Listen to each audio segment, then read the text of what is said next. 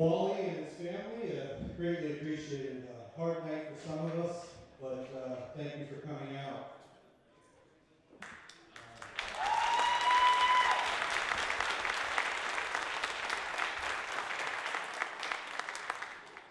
You might see some different things tonight. All the guys in the back, like Drew said, donated their time.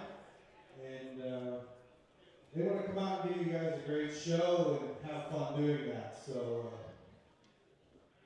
you guys are going to be surprised and entertained. One of the things is when we started WW, Wally was the first guy that came to support us. Ended up becoming our biggest sponsor with the Vape Lab.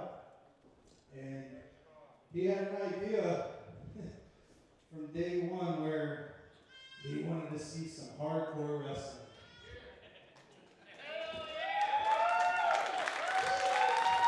So Wally had this idea, and we just with the pandemic and the lockdown, we never got to do it. But now that doesn't exist anymore, we can do it. And tonight, we are introducing the Anarchy division. Basically, the Anarchy division is no rules.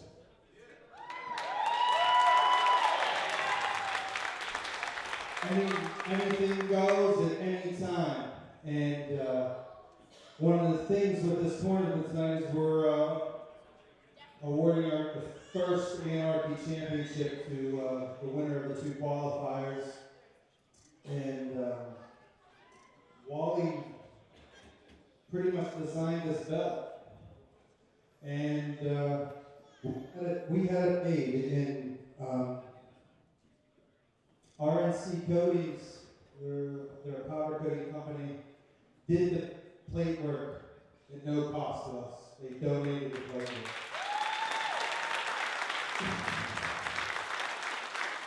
There's a local business down south from where I live, and they did the leather work. It's Iron Drake Studios, and one of the things we wanted to make sure that Wally would always be a part of this. So on the back of this belt, forever, is Wally's initials, WW3.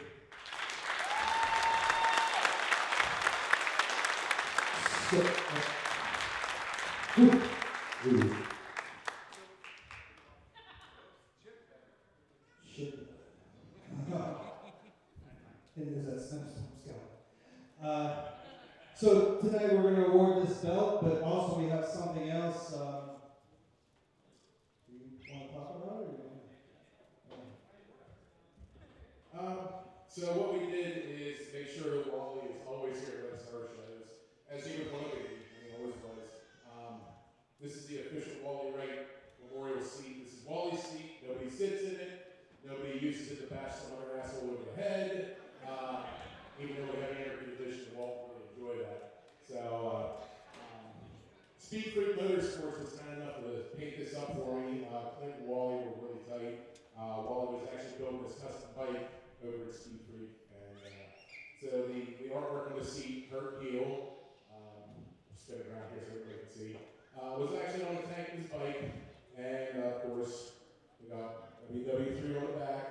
This chair at every show is going to sit right in that spot next to you. Okay? Again, Wally's seat. The first ass in the back that uses this is going to deal with me, so.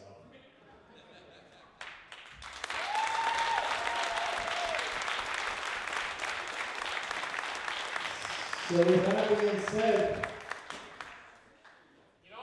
because you're old, I'm old too. So with that being said, guys, enjoy this show. Thank you for coming, and let's get ready to start getting out of the division. Give a big marshal, everybody!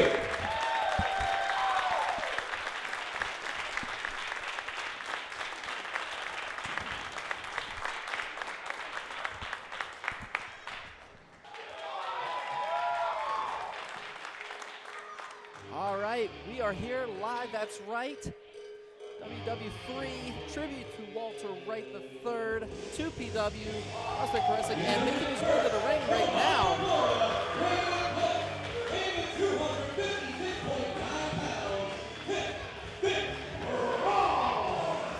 Vic Braun making his way to the ring. Fatal 4-way. This is for the Anarchy title qualifier match.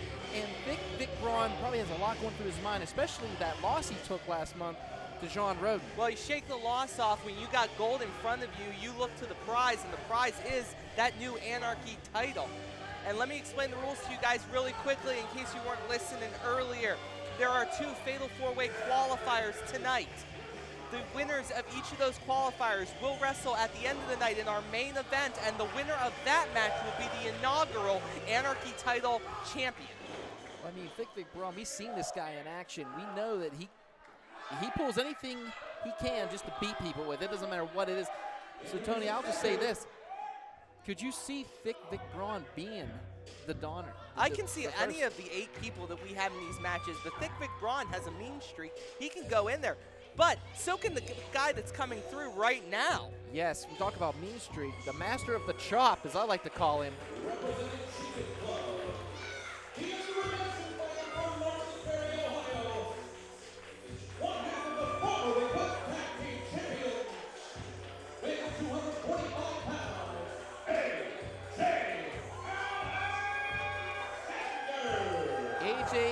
Zander making his way to the ring. Wasn't too happy about the outcome last month. I was told not to bring it up because, well, it just wasn't a good night for AJ Alexander. But I'll tell you what, this could be the night for AJ Alexander, and I do mean this. This man right here, not only feuding with Dior Castro, he's also feuding with the Big Starks brand. Well, I'm not 100% sure why these things are going on, but completely out of my understanding. Meanwhile, we are looking at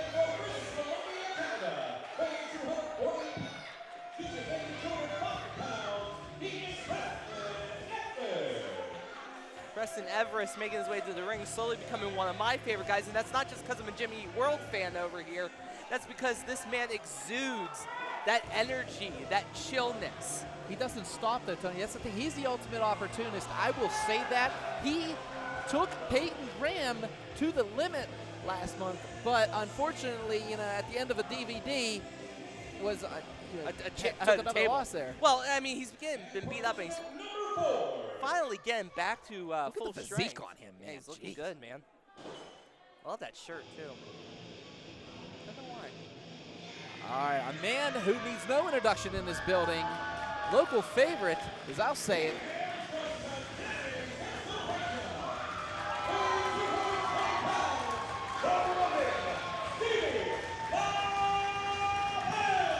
Stevie LeBell is making his way to the ring, and since the, I don't want to call it a separation from the Hossman, but since the Hossman fell apart spectacularly. Spectacularly.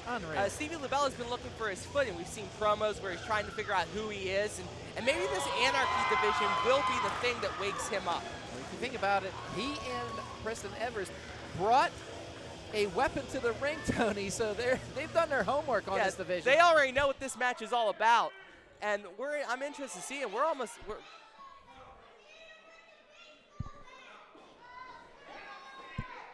We are ready to go here. Our first match, that's right, our Fatal 4-Way for the Anarchy title. And here we go. LeBell has that bat, and if I'm the other 3 gentlemen, I am not going near Stevie LeBell right now. All right, now these guys about to lock it up here. All 4 of these guys, and Everest taking the first shot here tonight. And big knee. That was a feet trigger by the one, the only, AJ Alexander. And there he goes, just stomping away on LeBell. He can smell that Anarchy gold. Well, I mean, getting through this, this is a heck of a trip to get to the finals here. You got to go through 3 other men. 1, 2, and I'm sorry, Tony, I didn't mean to cut you off. I really thought right there, the way he stomped LeBell in that, pardon me, on the outside here, we got Everest and pop it to the mic. Yeah, right. And Vic Braun on the outside. And now Alexander using that bat, I think LeBell's kind of regret bringing that to the ring. Well, I don't think LeBell's regretting anything. If this is the chance he gets to win gold in 2PW, but the thing is 3 other men are in that ring with him, and one of them can chop like that. Nobody could chop like that, and that is our first plate of chops served here tonight at WW3. See AJ Alexander making sure to keep Vic Braun out of the ring. And he's trying to keep this a one-on-one match with LeBell. Rolls him over. Oh my goodness! Soccer kick. As AJ Alexander likes to talk about it. Oh! Big stomp. Double stomp. Wow. 1, 2, and no. Only a 2 count, says our referee, Brian Meadows. Oh, that is a big stomp. Now he's choking, and remember, there are no rules. The only rule in this division is that the pinfall must happen inside the ring. So you have to get that pin in the ring. Exactly. Pinfall, submission, whatever, it has to happen in the ring. But anything else goes. Right now, oh boy, here he comes. Off the rips he goes. Here he comes. Oh my God! Takes him out with a monstrous clothesline. AJ Alexander does not know where in the heck he is right now. Brutal. Again, Preston Everest being that ultimate opportunist. Only gets a 1 count and slides back out to that ring. You know, Preston Everest is playing this pretty smart, staying on the outside here. Yeah, it's very smart. I'm very impressed with the intelligence of Preston Everest. But you have to remember that at some point you're going to have to get your hands dirty. Yes, exactly, especially with this Anarchy title. The first neck breaker by Braun, and now LeBell's in trouble. If you think about it, Stevie LeBell is taking the beating since his bell has started the ring. Up and big leg drop. Has him 1, 2, and no. It was a kick out, only a 2 count. Nobody broke that one up. LeBell kicked out on his own accord. Well, they are. The one thing about this division, as we learn more about it, as we see how it goes, is we're going to see what the styles of these wrestlers bring to this division. I notice Everest, LeBell brought weapons. Braun just brought in intensity, and intensity might be Vic Braun's greatest weapon. His greatest weapon is definitely his intensity. I mean, earlier I tried to get a word with him, but of course he's too busy looking at himself in the mirror. Very short, very sweet. I'm going to win this. Get out of my face. So, of course, I had to walk away. Well, at least he's not making you drag your back. Well, that was a pass. This is now, and oh, there's Everest again being that ultimate opportunist. 1, 2, and the peak performer again. Only a 2 count. Notice Vic Braun is watching him and kind of confused by it. Now, it is allowed. He seems to be okay with it, but it's sort of like one of those parasitic fish that swim under great whites and try to eat off the. I know exactly what you're talking about. I watched on fish Animal Planet. Someone want to tell us in chat, please? That's why we are streaming live here, folks. That's why YouTube, Twitch, Facebook. So and remember those donate buttons. If you can donate to the family of Walt, please do. And y'all know who's donating right now? That's Vic Braun. He's donating a lot of pain right now to Stevie LeBell. I love that segue. That was a top tier segue. That was something I would have done. Thanks. I try. And right now, Vic Braun in complete control. AJ Alexander still on that side. He took such a massive clothesline. He turned his whole body. That's the power of Vic Braun. And right now, LeBell's feeling that power through this couple rights. Throws him into the opposite corner. Yeah, here comes Vic Braun. Big clothesline. Outside of a few minutes where LeBell had to stand, where he was doing the offense, he's been taking the brunt of the damage. Picks him up. It just spikes him. My goodness. And here comes Preston Everest again. Has it? Oh, boy. No.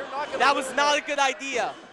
I mean, that man, big shot by AJ Alexander. And Vic Braun was ready for it. He was ready for Everest, but now he has to deal with the angry Samoan, you could say, AJ Alexander. Oh, now Vic Braun just taking it. Oh, misses close. Beautiful duck into the sleeper. Has him right in that sleeper hold.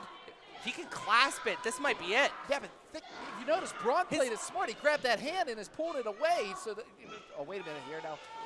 Again, Everest slides back out the ring and takes LeBell with him. Takes LeBell face first to that steel post. And right boom! Now, Everest trying to take advantage of a weakened Stevie LeBell on the outside while AJ Alexander has his hands full, you could say, with Vic Braun, but right now trying to get him back for that earlier with that clothesline. Yeah, AJ Alexander with the kick from hell, and now he's looking for something under the ring. Watch that from hell stuff there, Tony. Oh my God, I forgot we're live. I'm sorry, guys. We're live, buddy. No, I'm just kidding. But right now, Preston Everest now. Oh! Preston Everest made some friends here. The peak performer regretting from earlier, big uppercut, and now, drapes and throat right off the railing here. And wait a minute, oh boy. We have brought chairs into this mix. I know it's January, but Everest just got laid out like a slug. Oh my goodness, what was his only defense? But right now, AJ Alexander in control. He is setting up some kind of carnage. And if I'm Vic Braun, I'm watching it because if you think about it, Tony, a chair kind of put out his partner, VJ Hales, a couple months ago at the hands of John Rodin. And right now, Everest on the outside, gaining back some momentum here on LeBell. As AJ he's pulling him by the beard! Oh, you do not want to do that. Oh my goodness, he just took him a couple feet there. You would think, you talk to AJ Alexander, he's a very, very kind man until you're in the ring with him, and then he just turns into anger mode. Well, AJ Alexander in complete control right now, going to that top rope, and oh, wait a minute. Preston Everest again, the opportunist. I cannot take away. I really thought in this matchup he was going to be less focused because his focus, if we remember talking to him, was Jameson. Oh, I understand that, but look at, I mean, Preston wants gold, but and now Stevie LeBell, that's a lot of people on that top turnbuckle. Yes, but now we have more. We have a Tower of Doom. No, that's a chair. No, there's a chair! Oh my God! Oh my God, AJ Alexander went crashing. They all went crashing, but AJ Alexander going through those chairs like Godzilla does Tokyo. I'm sorry, ladies and gentlemen, we cannot be responsible for what the fans are chanting, but that was a holy-ass moment. And right now, wait a minute. Everest with the pin. Just wait a minute, he's going to go over again. It's like a vulture looking for scraps right now. He keeps growing I guess everybody. He's the ultimate altitude opportunist. Like, 1, 2, and speaking of altitude, I can't believe AJ Alexander just kicked out of that. Oh my God! Watch the children there. He's throwing a tantrum like a no, I'm not sorry. 3-year-old. Shades of your kid. I'm sorry. Hey, stop it. I'm sorry. He does not throw tantrums tantrums like that. Kid. Don't put it down like that. He doesn't throw those kind of tantrums. Right now, though. Clothesline. Get another one, and LeBell trying to gain back some momentum here. Has it. Big knee. Big knee. How is he still walking? I don't know how any of them are walking, Tony. That's the question. Has it up. Oh, catches him. Swing. But Everest turning that into a DDT, and amazing. That was a pendulum DDT and a half. Driving that head and like. Wait, he needs to focus though. Oh no. Oh no! Alexander has him up. Death Valley, welcome. I have to understand. But look at this knee. AJ's knee is messed up, and big boot by Vic Braun has him. Oh my God! What is this? Trying to suplex him. Oh my goodness! Jesus. I'm sorry, guys. Welcome to the Anarchy division, folks. Oh, wait a minute. LeBell to the top. LeBell to the top. Has him.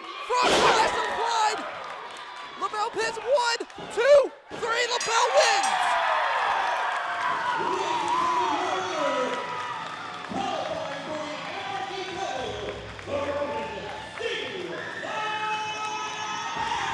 What a comeback win for Stevie LeBell. Stevie LeBell said he's going into this match tonight, not just for himself, but for Walter Wright, who was like pretty much one of his best friends. Yeah, and that was insane. Like, wait. All right. Vic giving him some love. Wow, They actually sign a respect there, and Preston's dead. That's all there's time. He took the DVD. Preston's dead. And the one thing Alexander's gone. The one thing that was interesting was Vic tried to throw AJ Alexander over the ropes, and I think AJ was able to hold on long enough to create sort of a hangman's effect to mess up Vic Braun, giving LeBell enough time to hit that frog splash on Preston Everest. Here's the thing, though, Tony. I will say this. Stevie LeBell being victorious tonight and being the first match, he has the advantage. Yeah, because he gets to rest up, and he gets to know who his opponent is. before they even know if they've won or not. I don't. Oh my God, poor AJ Alexander. Well, poor Preston, he's going to be walking in. He is just His lower crawling. back, that's a flare-up. I mean, my goodness, if you think about it, how many? Drew, help him. That's not Drew's. That's not Drew's contract. Could someone help Preston? The peak performer. Drew, help my Preston. Goodness. What can I say? My goodness, what a matchup that was. President of the Preston Everest fan club, aren't you? You guys love Preston Everest, don't you? Okay, so Drew, that's called triggering. Stop. So we have a hell of a triple threat match coming up. I mean, Yeah, we if got, Drew ever gets to the ring, we'll have a hell of a triple threat match coming up. oh, you always have to jump on Drew. Yes. He's not 10. I don't know what to tell you, folks. Anyway, tell you you about can my partner, donate. Tony. If you want to donate.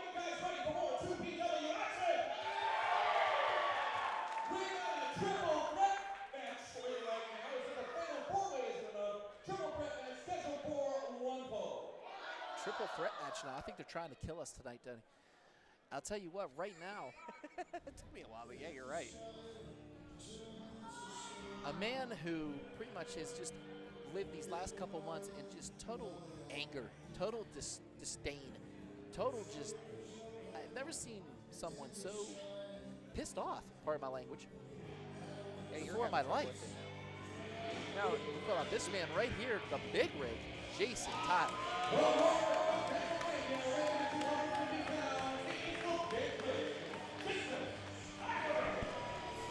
Jason Tyler making his way to the ring. This man just hates everybody. I mean, Jason Tyler, what can I say? You know, he was the first to walk away from the hospital. He was the first. It wasn't really a walk away. He threw everyone Under a truck, Wrong not even a pit. bus, Yeah. a truck, a Mack truck. Right. He ran through the people that he thought wronged him, specifically Archer and LeBell, has said awful things about Jami. Hey, by the way, is claiming now that he was never pinned nor submitted in that matchup last month, which he wasn't. I could actually say this and stick up for Jason. Yeah, Jason Tyler is dead set on getting revenge on Philip Archer, who's now a part of the culmination. Yeah, we'll talk about that later. Yes, we will. Lots of hatred between the fans here and Jason Tyler. Well, I can understand that. I mean, if the fans are huge fans of the Hossman and feel that Jason Tyler rejected them at their moment because they're fickle.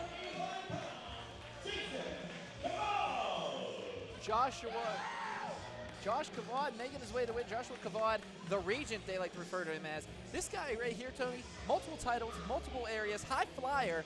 I am excited to see Kavod here in 2PW. Yeah, the Regent is a very entertaining wrestler. This being his first matchup, I believe, since I've been in Yes, WW3. this is his first And match here. I have seen him work a very impressive style at other companies. He has been immensely impressive and also has allied with.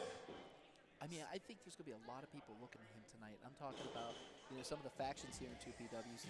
I would love to have Kavod if I had my own faction. Yeah.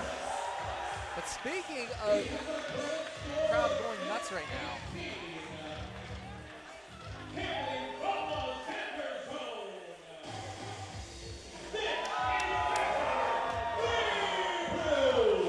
Gabriel making his way to the ring, and what's going through his mind right now, Tony? You know, he had his sights set on winning some tag team gold with Stevie LeBell. Now, where does this leave him? Stevie LeBell could be the Anarchy. Well, we all know Zander looks at every glass half full, okay? This man exudes positivity more than some former members of the Black and Gold Movement, okay? Yes. But this guy's power of positivity off the chains. And since he's the breaker of games, I believe that he is not exactly worried about it. In his mind, he probably feels that there's still a chance that he and LeBell can go for tag team gold. When talking to Tyler earlier, which that was brief, let me tell you, he did point out the fact that Gabriel, you know, wants to consider himself a Hossman. He can also consider himself the next victim. And right now, we have it. Kavod, Gabriel, and Tyler all about to lock it up here. Oh, what's he doing now? Right. Tyler seems to be mocking Zander's physique, which, I mean, Jason Tyler has gotten into amazing shape. Way but amazing Zander shape. is ripped. I mean, he's been a big, you know, All three of influence these when it guys are in amazing shape, by the way. Yes, and these three are going to throw down here. Now, the thing is, have they done their homework on Kavod? You know, Gabriel and Tyler are no strangers to each other. The stranger is the regent, Joshua Kavod. Well, Joshua Kavod, I can guarantee, being that intelligent and that much time in the business. But I was going to say Kavod has some veteran presence, but Jason Tyler knows what a veteran's going to do and leave in the ring. Kick to the midsection and wait, back elbow though by Gabriel. Kavod thought he was going to take a little bit of an advantage. I mean, Gabriel did have his focus on, that's right, Tyler. Pushes off, misses that clothesline. Big boot by Gabriel. And the, what is it, 209 credit score man has him up. Christmas hit him. Yeah, Christmas hit him hard, I guess. Body slam. 1, 2, only a 2 count. Yeah, 209. I don't know if that's his weight or his credit score. We're just going to go with it. We're just going to go with it. And right now, he misses him. Look at the agility of Gabriel catching himself on his feet there. Cat-like reflexes and bounces Kavod's head off that top turnbuckle.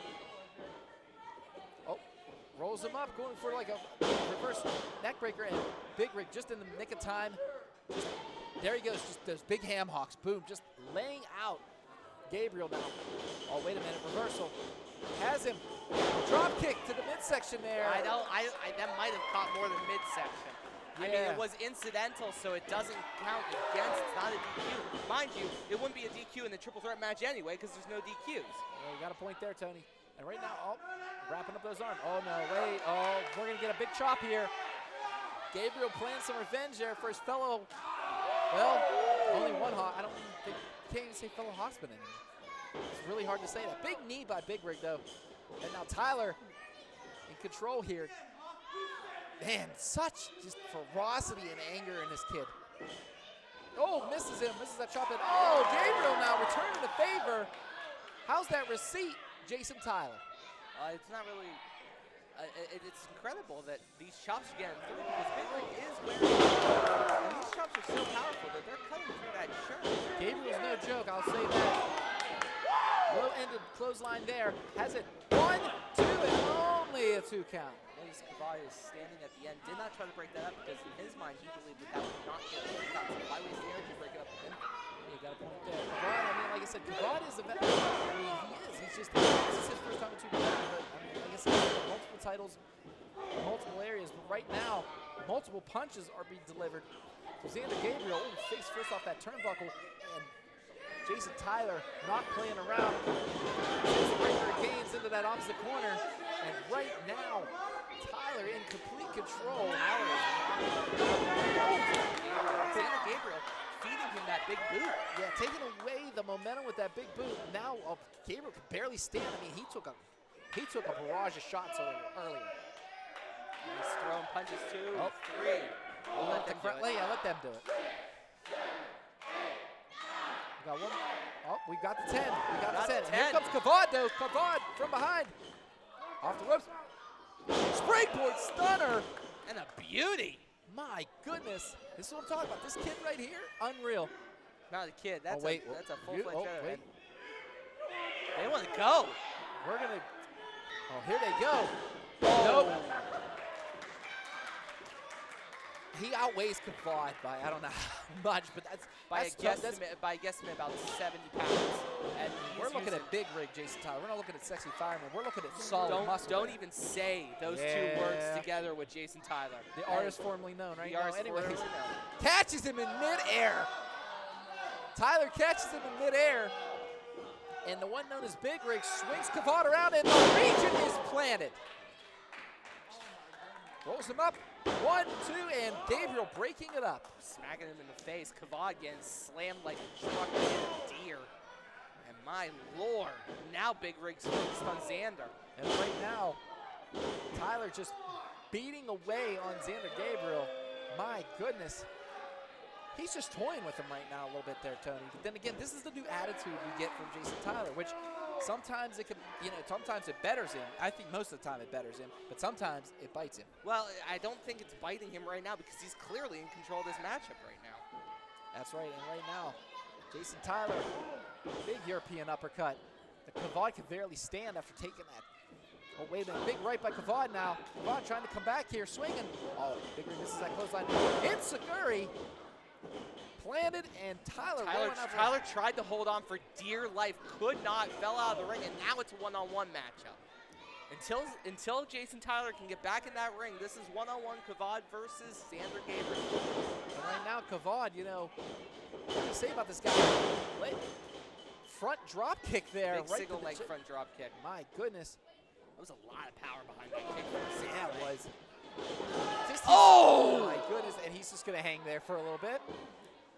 Gabriel doesn't know where he's at right now. Doesn't know if he's a breaker of gains or breaker of some icy hot after that move.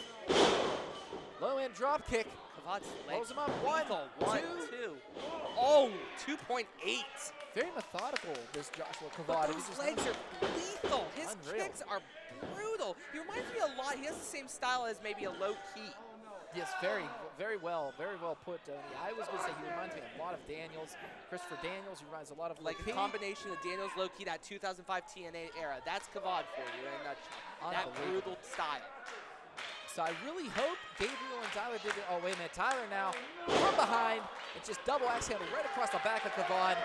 And, of course, this crowd showing no love to Jason Tyler. Zero respect for the big rig. And if you want to get in front of the Mack truck that is Jason Tyler, you're going to get slammed. And now Jason Tyler's taking all his energy and all his anger out of Kavod. That's about double A style. Spine buster. One, two, and no. Oh, just in the nick of time, Kavod kicks out. Wow.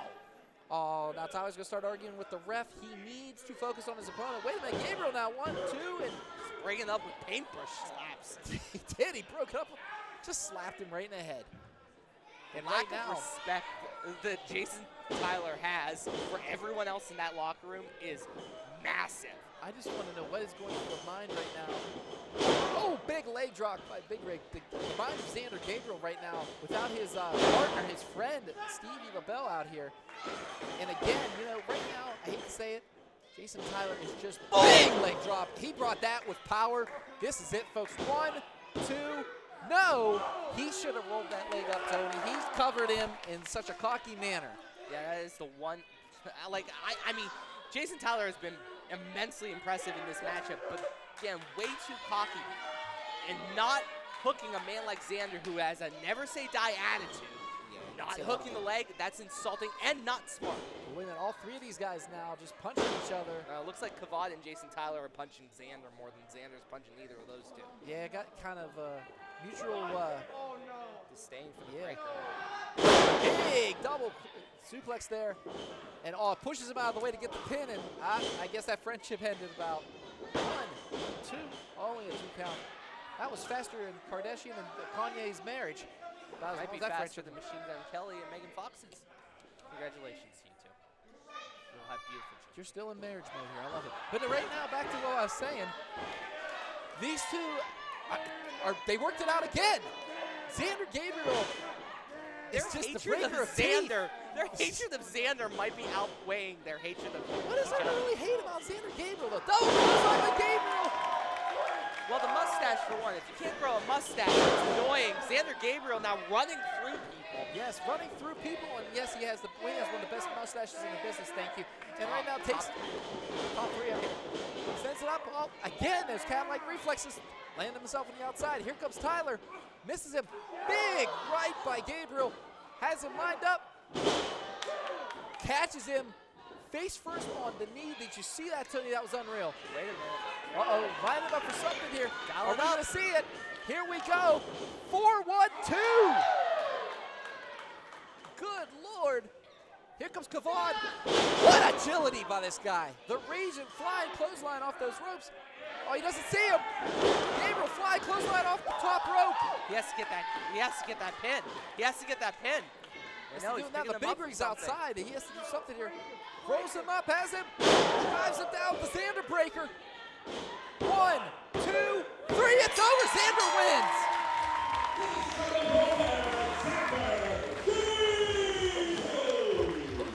Zander Gabriel winning, applying the Zander breaker to Kavod. But Give it up to Joshua Kavod and give it up to Jason Tyler. What a hell of a match. Yeah, I mean, credit to Zander Gabriel for taking beautiful, that Zander breaker, beautiful. And the way he crossed the arms to lock the blood flow and then drop him on the neck breaker style, that's a deadly move. But credit to Jason Tyler, still has not been pinned or submitted in a match. Point taken, Tony. You're right. Good point there. I didn't even think about it.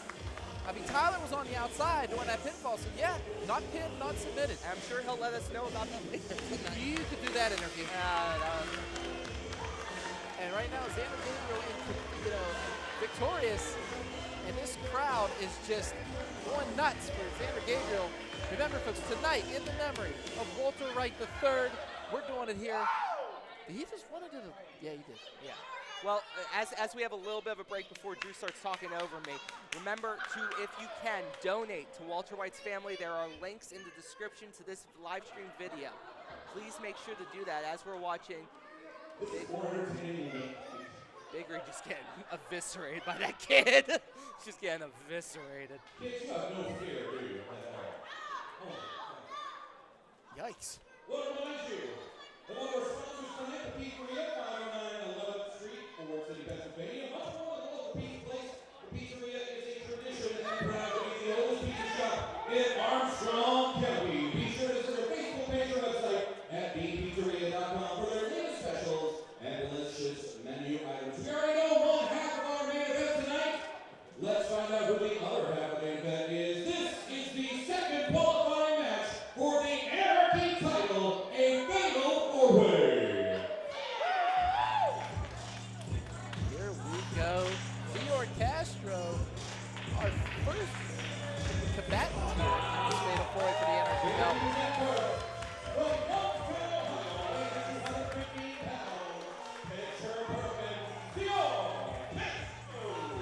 Picture perfect Dior Castro making his way to the ring. And what can I say about picture perfect Dior Castro?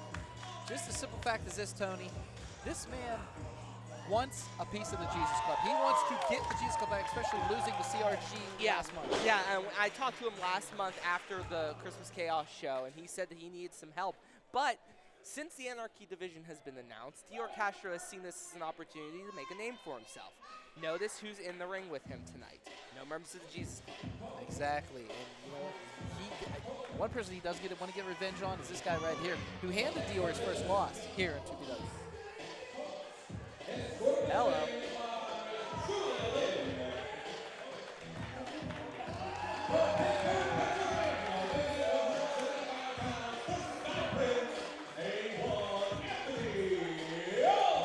A1 Anthony Young, the Sky Prince making his way to the ring, and Doc, I'm kind of surprised Julian Lynn's still here After last month, where he seemingly blew her off, and it cost him the match. It did cost him the match, but you know, people work things out, Tony. Everybody gets in a little bit of an argument, and then they, go back. That's all teammates. Yeah. But what I'm trying to say is, Julia Lynn, she wants to push. That's right, A1 Anthony Young to the moon, and I mean, the guy has the agility, the guy has the ability to do it. Pound for pound, he might be the most talented wrestler we have on the roster. That's saying a lot, That's Tony. saying You're a gonna lot. You're gonna make a locker room very, very angry. Well, right prove now. me wrong. If the locker room wants to prove me wrong, prove me wrong. Especially with this man walking out to the ring right now, a man who I had questions for, and You asked him last month. He didn't answer them, did he? kind of saved my life. To be honest with you.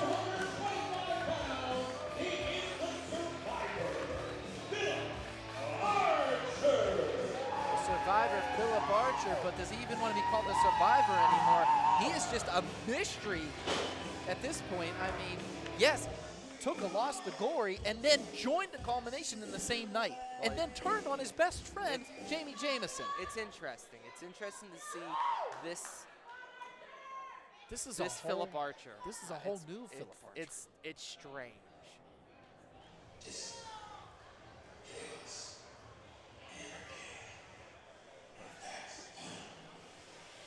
And the final participant in this fatal four-way match. He hails from Providence, Rhode Island, weighing in at 310 pounds. He is the Destroyer, Peyton Graham. Peyton Graham, the Destroyer, making his way to the ring.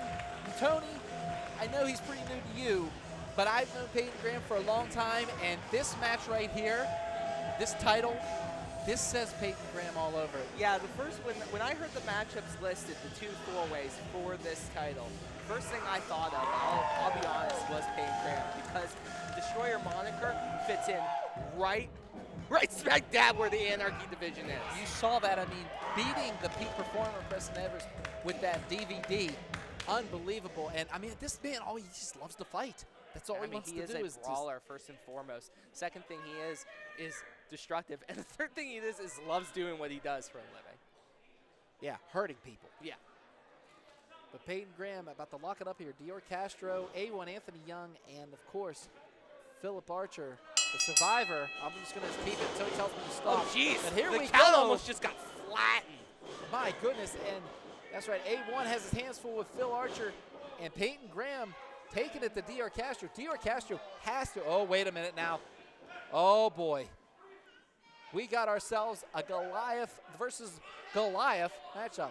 I think they're complaining about each other's, there is a mirror thing going on here.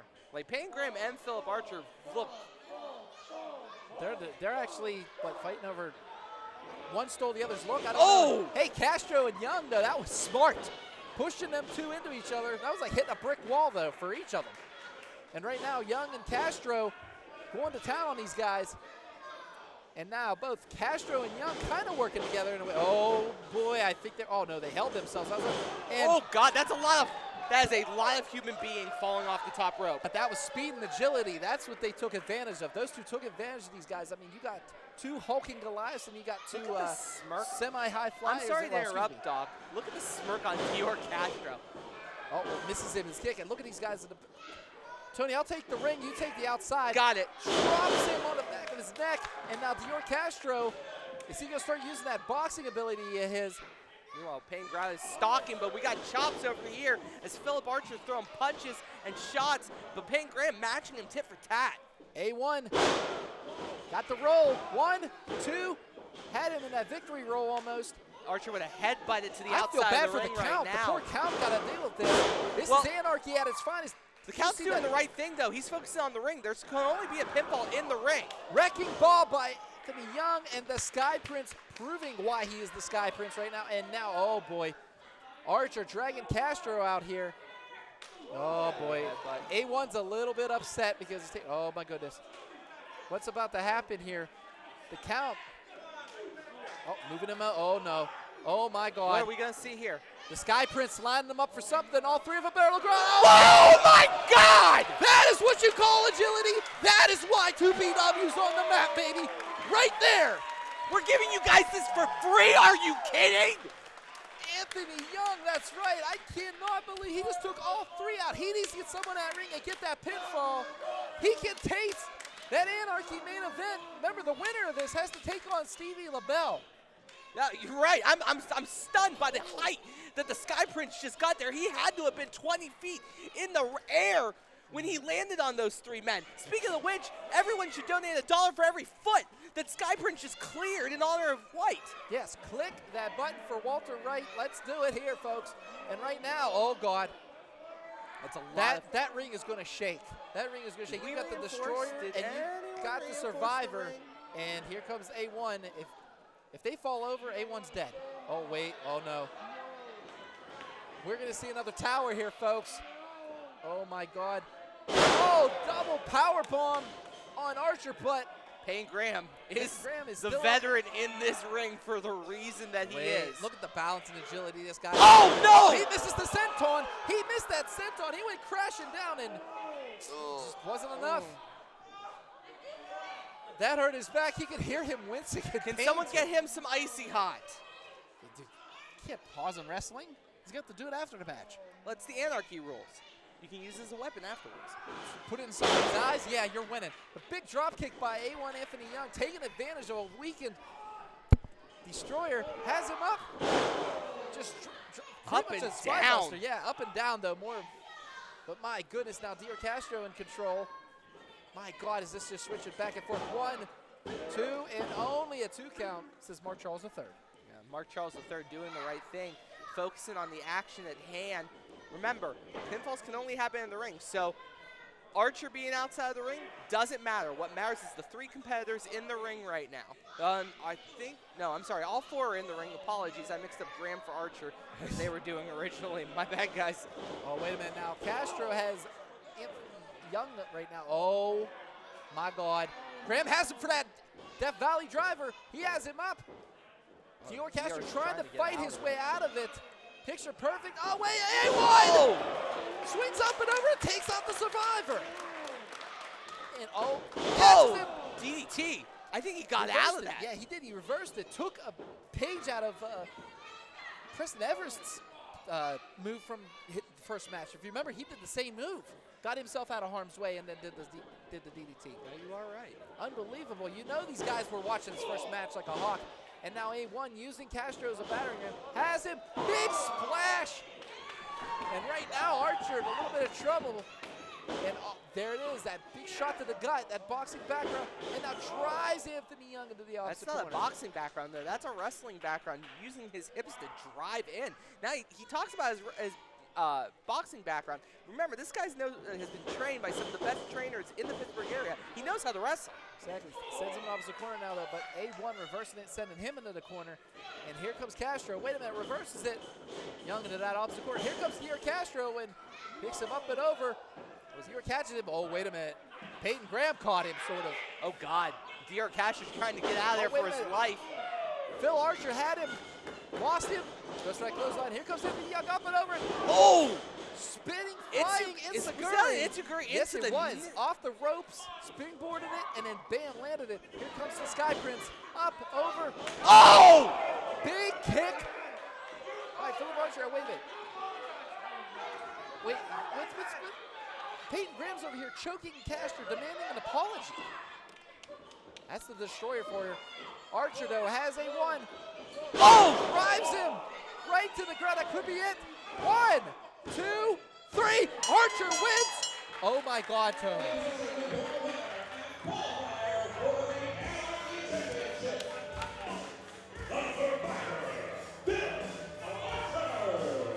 Philip Archer wins. Do you know what that means, Tony? Yeah, I know exactly what that Former means. Hossman versus former Hossman. Philip Archer will be taking on Stevie LeBell for the Anarchy Championship. It has happened. Do you see a mean streak? Do you see something different about Philip Archer? I've seen it through the whole match. I mean, I saw it through the whole match. But the one thing I also saw was, once again, the Sky Prince out on his back, and Julian Lynn giving death stares, daggers. Well, she thought he had this matchup. I mean, if you think about it, Tony, A1 thought he had it in the bag, and then boom. Next thing you know, like you said, instant. Just a snap of a finger, and then boom. Next thing you know, you're on your back. And A1 Anthony Young put a hell of a match up. This crowd. And Julia Lynn helping A1 Anthony Young out of here. My God, Tony, what a night we've had here so far. Tag team action. Are you ready for a triple threat tag team match? My goodness, bodies everywhere. For the 2PW Tag Team Championship.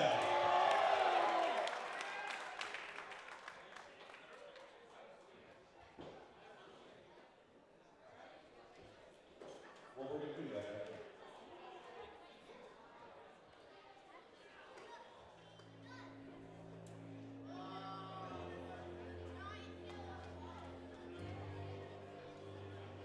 The most dominant big man in pro wrestling. You can only mean one thing.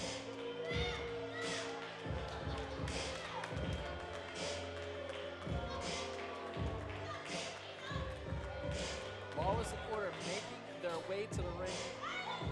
But this time, it's not, it's not David Lawless, the attorney. We have the detective, David Hetfield, and he is with the most dominant big man. He's like to say, the most dominant big man in this business today, Deputy Don Murphy. Yeah, I mean, this is an interesting situation here.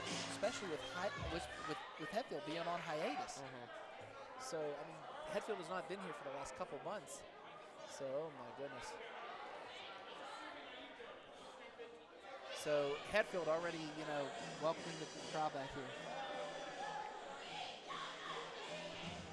Now this is interesting, especially this tag team that's walking out of here right now. This team right here are going to be making some waves. I'm talking about Iron Mike Bonner and Julian J, the hooligan. These guys, Tony, you've seen on social media the training, the focus these guys have. Last time I interviewed these guys, one hit the other, they caused the loss, which, you know, sometimes that happens in tag team wrestling.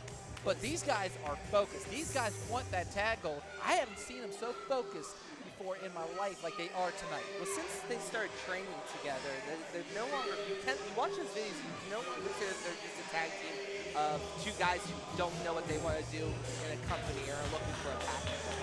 Okay? These guys have busted their butts over the holiday break I might add. Yes. I mean, did you go to the gym as much during holidays? No, you ate. These guys worked out together, filmed it, put it on social media. They are now a united front. Yes, they are.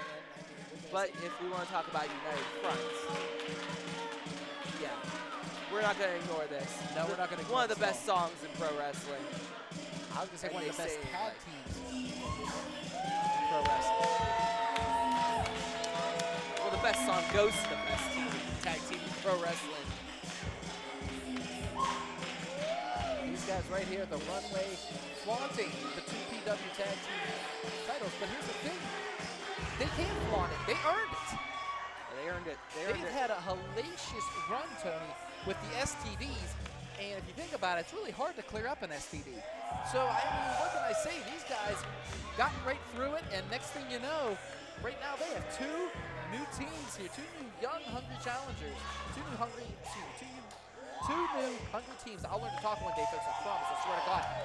But now they got their, who are they going to focus on? That's the question. They're going to have to really spread out their game here tonight. Kavod, Couture, and Tyler Klein. Well, the one thing I have to say, and before Drew Shannon introduces everyone, I'll say it after. Once again, ladies and gentlemen, this is a triple threat tag team match. It is for the 2PW Tag Team Championship. Introducing first, Deputy Don Murphy and Detective James Hetfield, their tag team known as Lawless and Order, Organized Pride. Man, we just keep going through the lists of Law and Orders there. Their opponents, Iron Mike Bonner and the Hooligan Julian J. Iron Mike, Honor from the Hood District, ready to go. And their opponents are the 2PW Tag Team Champions. The fashionista Kavod Couture, Mr. Design, Tyler Klein. They are known as the Runway. The Runway now, again, flaunting that gold, but they have every right to. Yeah, I mean, they have been through a lot since they took that gold from the STDs, including multiple chances for the STDs to regain those titles. And I talked to them earlier today, and they said, do you see the STDs in this match? No, we're done with them. And they said they want new competition. They don't want to face the STDs anymore. They think they're better than them. So they want to see what these two new teams, well, one new team and Lawless in Order, they want to see what they got. They say, we're going to beat them, and then you're going to have to find some new teams to fight us. And the bell needs to be, the bell is getting rung here, and then here we go. Sorry, Couture and Bonner. And right now, the fashionista, excuse me, Kavod Couture. Fashionista? Fashionista, that's the actual. Fashionista. Well, Okay. it's not English, but you get it. I know they told you to keep an eye on me. And tagging in the detective. Smart maneuver by the champ. Yeah, I'll keep say fresh. And Gets off Kavod the Couture, side. yeah, Kavod Couture going to go to his rightful corner. What? Okay, here we go. This is Deputy. what we talked about. All right. This is what we talked about, Tony. You know, the most dominant big man in pro wrestling, self-proclaimed, of course. And I mean, he has the heart of a big man. I yeah, give but him complete credit for that. Wow. Okay, Buddy. so Deputy. you don't want to insult him. He is a man of I the know, law. and I think he's a phenomenal wrestler, but matched up against Iron Mike Bonner, who has been making waves since he started here. Speaking Wait a of minute. waves, he's making waves out of those arms right now. Oh, wait a minute. He's thinking that test of strength, and hey. Yeah, he had that. didn't. Didn't have that one. Yeah, didn't have that. No, shoulder block by Just a bit Iron outside. Mike Bonner. And right now, Deputy Don wishes he was writing parking tickets again. Has him. Big suplex by Iron Mike Bonner. Well, the bigger they are, the harder they fall, and Deputy Don Murphy got thrown. Yeah, he does claim he's the most dominant big man in pro wrestling right now. So. Oh, look at Iron Mike Bonner. First thing. Over. Oh, big splash and tags in Julian J. Has him. The hooligan just catches him, swings him around, and sidewalk slam. He jumped with that, Tony. 1, 2, and no. Klein was getting out to defend. And the interesting thing, you can always pick this up. The first sign of a good tag team is tag team maneuvers. Yes. Using that 5 seconds in between tag and out to be able to do damage to your opponent. Bonner and Jay have tag team maneuvers. That's the first sign you look for in a new tag team. Well, you pointed out earlier that they've been working together. They've been training. I mean, they've been definitely working on some teamwork and communication, because the last time we've seen them in this ring, it kind of melted down, but we're not seeing it melt down tonight. Here comes Jay up. Here goes that rugby background. Big splash. Throws on in. Power slam. Good Lord. He drove it through the mat. And right now, Iron Mike Bonner, again focused in. Klein. Mr. Design, Tyler Klein, all over it. Catches him. Low cutter there by Deputy. 1, 2, and no. That could have bit the runway. Now here's the thing with these 3-team tag team matches. You know, I always like to talk about the triangle of death. Yes. And how they separate the ring, keep your opponent in your corner. Here's the problem. The triangle is a lot different, and it's not a triangle. It's more of a trapezoid in this situation. And there's a lot of dead zone in that untamed corner. Speaking of dead zone, right now the detective and deputy handling Bonner, has him up. Has him, ooh, big super kick, and down. 1, 2, and Couture getting in the nick of time. This is why they are the tag champs. Yeah, I mean, very smart move in there. Well, notice they have not been in the ring since early on, but they have been breaking up these pinfall attempts and keeping the title. They know very well, there's the tag. That's a tag. That's a tag. Now he's the legal man. Hetfield has to leave the ring, and Couture now taking advantage of a weakened Iron Mike Bonner. Iron Mike now in the corner of the runway. That is one place you do not want to be, folks. At the end of the runway, and here we go. Couture throws him over. And again, this is why the runway. Look at this. Look at the tag team maneuvers, like you said earlier, Tony. 2 and only a 2 count. But my God, there's a difference between a team that's been together for a month and a team that's been together for years. We just saw night and day between the runway and Bonner and Jay. Oh my goodness, drives him. Double on DDT there. 2 and only a 2 count. And now Mr. Design, Tyler Klein, getting a little bit angry. But then again, we've known Tyler Klein to lose it at sometimes in these matches. I'm not talking lose is cool, but just start to get so frustrated when he just starts beating the hell out of him. Couture now choking Bonner. The referee's back is turned. The referee doesn't see it though. I didn't see what are you talking about? I'm looking at the screen right here. Where's your eye? And now, well, no, Klein was definitely choking and had till 5 to break. Well, Couture was doing it earlier, but then again, like you said, they have till 5 to break whatever. And right now, Klein picking up Bonner, but Bonner now trying to drive those big ham hocks into the gut of Klein. Oh, he just keeps on punching him right in the solar plexus. That's not what Tyler Klein was. There's a reason he's Iron Mike. Sends him off. Ducks that close on in. Big lariat, and this is why Klein has gold everywhere. 2 and only a 2 count. When you think about it, these guys are holding multiple tag team championships right now in multiple companies. There's a reason, and we're seeing it. We're the most decorated teams in the area, and for good damn reason. Very decorated. They have the fashion sense of, I can't even go there. They fixed me earlier, man. I mean, they helped me with my tie. Then they really, really insulted me. Well, you're giving it. Yeah, got a point there. All right, look at the quick tags. Look at the quick tags right there by Klein and Couture. Oh, look at that now. They're just trying to get Hetfield mad. Big splash by Klein, and Tyler Klein known how to get into his head of his opponent. Quick tags again, keeping that going. Brings Bonner. I thought they were going to throw him in that opposite corner. That would not be smart, but now it. Oh my goodness. Driving him down. He had nothing to stop himself with because both arms were just occupied there. Again, cutting the blood flow was the runway, and Iron Mike Bonner, that skull just getting beat. Yeah, that skull and crossbones driver, so to speak, little body slam action, a little bit of driver, a little bit of a crossroads there. Just nasty. Now another neck breaker, and they are focusing on Bonner's neck for sure. 1, 2, and Hetfield breaking up the pin. Hey, it's you know, you got to break up the pin, and right now Hetfield. Big punch right there. Yeah, punched him right in the chest, and now Jay is begging. I think Couture might not be paying attention. Yeah, he's definitely not paying attention. Turn around, Calvin. Bonner lining him up for something here. Has him, picks him up in spine buster. Tags in Jay. Here we go. And right now, Klein, shoulder block. Again, the hooligan, Julian Jay, showing that rugby background. Right now, as we speak, he's taken many out of the field, and now he's going to here in the wrestling ring. Has him, my goodness, that was a flying shoulder block. Brilliantly executed, has him. Just bookends him right into the ground. And my goodness, Julian Jay, the hooligan, scoring nuts with a piece of turnaround. Here comes the detective, David Hetfield, who is no stranger to tag team wrestling, and right now taking that impact, taking away anything Julian Jay has. But oh no, Jay now throwing that knee into the midsection.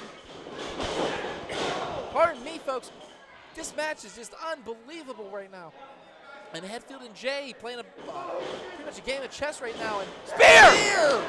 My goodness, Tony. He just took his head off with that one. Well, I'm having trouble, Doc. Who's the legal man here?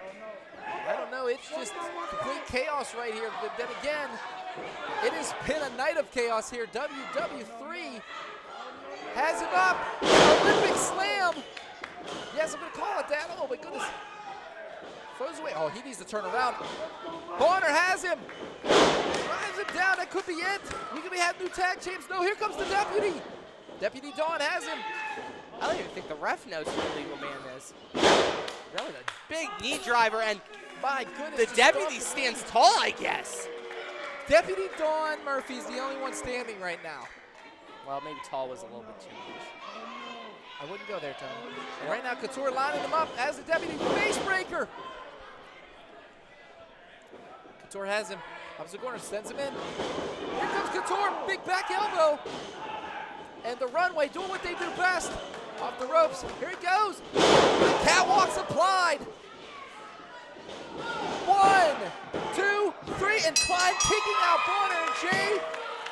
And again, the Runway have defended their 2PW tag team titles.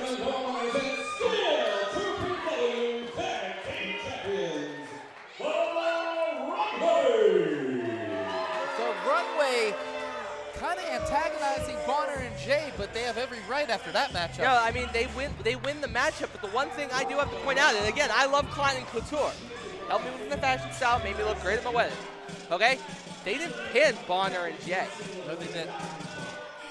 But Bonner and Jay are pointing. This is not over. I don't think, Tony, we've seen the last of Iron Mike Bonner or Julian Jay, especially in the Runway. I mean, they want a piece of the Runway. That's all there is to it. Could we see maybe just a just a regular tag team title match between those two? No. There are so many teams gunning for the Runway right now, though. I mean, every team, it's coming to 2PW, and let me remind you folks, teams are starting to look at 2PW and saying, we want to come here.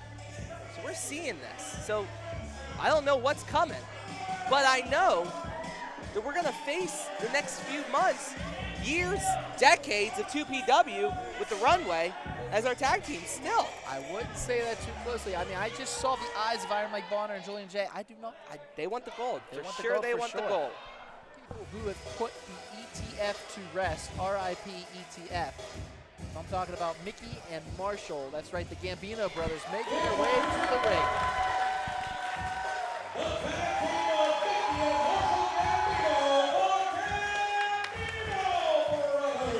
Originally, this match was, however, to give Drew a little bit of leeway, which I'll never do again, and if he asks, I'm denying it. Okay. This was originally the Gambinos and HL Supreme, the artists formerly, never mind. Yes. And against the STDs, Corey Futuristic, Chest Flexor, and the Bowler. That's right, Brian McDowell, but unfortunately the Bowler had a tournament he had to go to, and HL Supreme. So real quick, the match got changed. Yes. Yeah, it's my fault. At least he's honest. So, Supreme Super Hentai, he has the flu.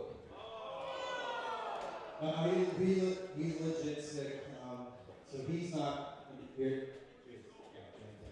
He's not going to be here. And then we got word that the bowler Ryan McDowell is sick also, so it's just a tag team.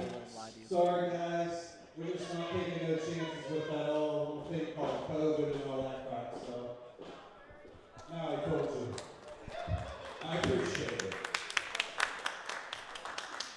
As we were saying, it's now a tag team. Thank you, Marshall. That's right, the sexy time is the STDs making their way to the ring. And they still have some beef with the Gambinos. If you remember, Marshall Gambino pretty much taking the arm, the bionic arm of Corey Futuristic away from him. Flexor and Corey Futuristic. They are the sexy talented dudes, otherwise known as the STDs. STDs. One thing about the STDs and the Gambinos, it's hard to get rid of an STD. You think it's gone, and then it just comes back to you. You know, you make that same joke every month, and it's yeah, and it's old as me, Tony. I get it, but still, the simple fact is this: Futuristic and Flexor still have a score to settle with the Gambinos. But do you really want to be staring across the ring at Mickey and Marshall Gambino? I mean, the legacy of the Gambinos. Well, I don't want to stand in front of Marshall and Mickey separately because they terrify me. Better get together. Better get together. Just Flexor, Corey Futuristic, the STDs decorated tag team. They are inaugural tag team champions, or not inaugural, excuse me, ETF was, but they took it off of our inaugural. Can we talk about the ETF? Yes, we Are we allowed to talk about the ETF? We are allowed to talk about the ETF. Because Mickey and Marshall are coming off of erasing the ETF. They, they had a match where, oh, look at that, finding. He just found chains on this Mickey. match. Mickey, not all the matches are. Chest Flexor has a way. Oh. Okay. Not everything tonight is Anarchy rules, guys. I know we're starting the division, but not everything is Anarchy. Wait, I think the referee found something else too, did he? Listen, another chain. He found another chain. So Mickey is now 2 chains. I hate myself so much for that. No, we're going to go with it. We're going to go with it. No, now you got to check Flexor. You got to check the chest. Fair's fair, I guess. Yeah, fair is fair. Wait. What's he? He had a chain. Look at it. He's just being honest here. Wait. Is that a fork? That was a fork. They knew they were going into a war tonight, Tony. I kind of. Oh, what the? A rope. Oh. Wait.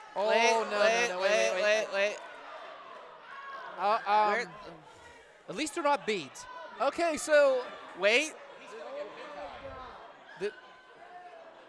He has more chains than a pawn shop. My goodness. Did he stop at the? Never mind. I'm not going to say what kind of store, but.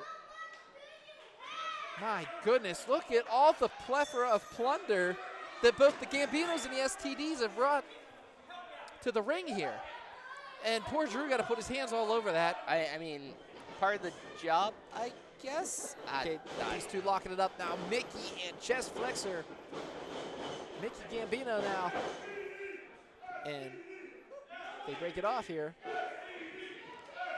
Oh, he goes as tags in his their Marshall Gambino, and here we go, Mickey and Marshall. The owner of the company.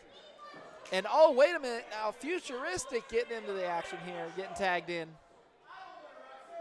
I seen Marshall Gambino once. What? What is happening now? Wait.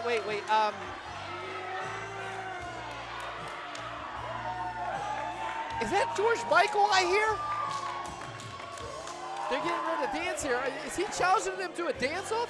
And, oh, wait a minute now, Futuristic's still dancing.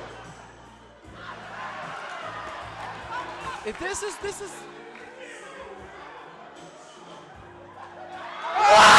What? We're in Worthington, Pennsylvania. Oh, God! You just pushed a button on a one-man ass-kicking machine, Core Futuristic. Oh, my goodness. He just laid a kiss on the... He could be getting fired here. I know it's going to be on that big billboard next week here in Worthington, Pennsylvania. But right now, Marshall Gambino punishing Corey Futuristic for, well, I wouldn't say his sins, kind of displaying his affection. I mean, it was... Tony Kincaid is speechless, folks. You're witnessing history right now. Oh, he's rubbing his face off that top rope. And now Mickey getting tagged in here. You think Corey Futuristic, since he's from the future, would have known that that was a bad idea? I knew it was a bad idea. Just into the building. And yeah, you're from the present. Yeah, sweet Jesus.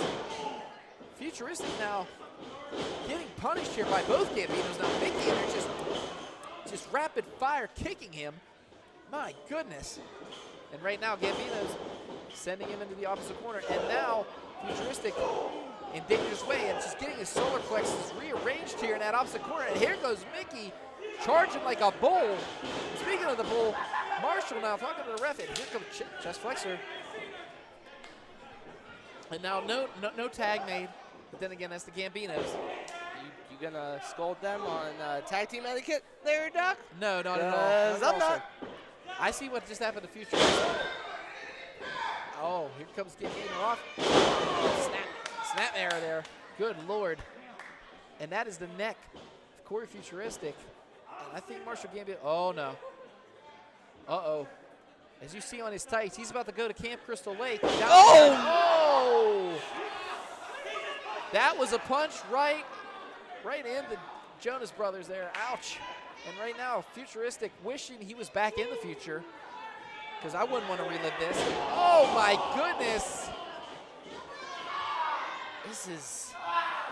Oh my Corey goodness. Futuristic tried to add some levity to this match, and his presence for that was the biggest.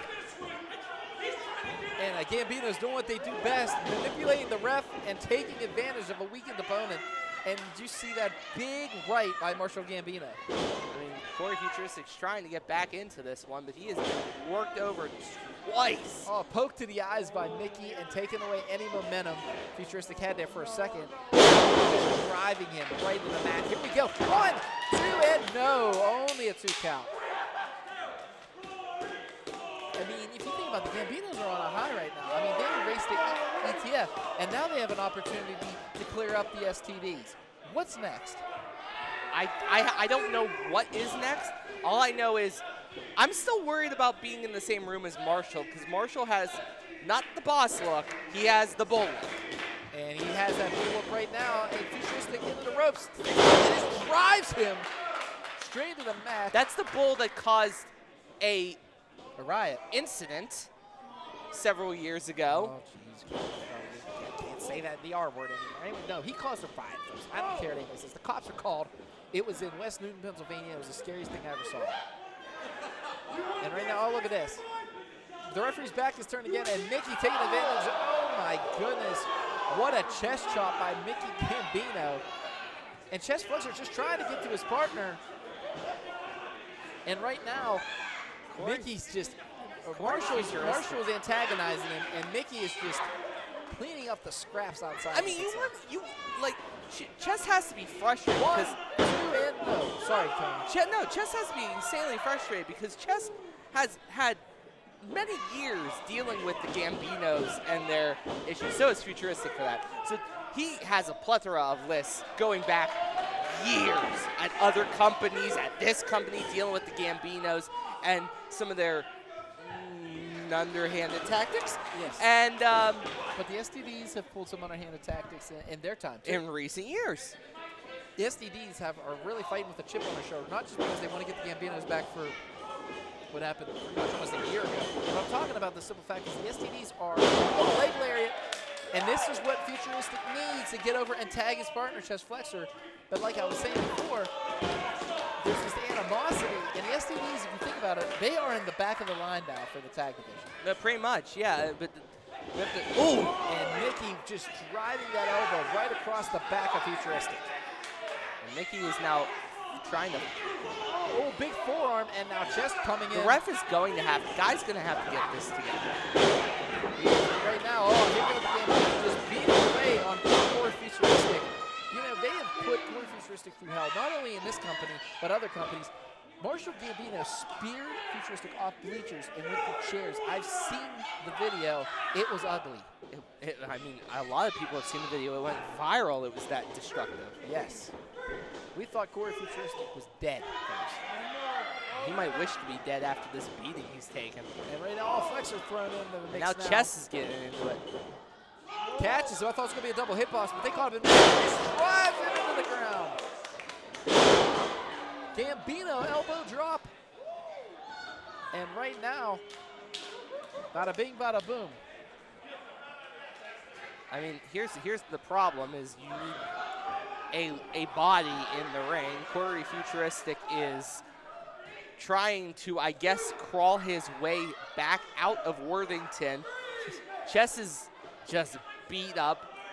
Futuristic is worse. Oh, wait a minute. Wait. Is that a shoe? Is that a shoe? Who threw a shoe?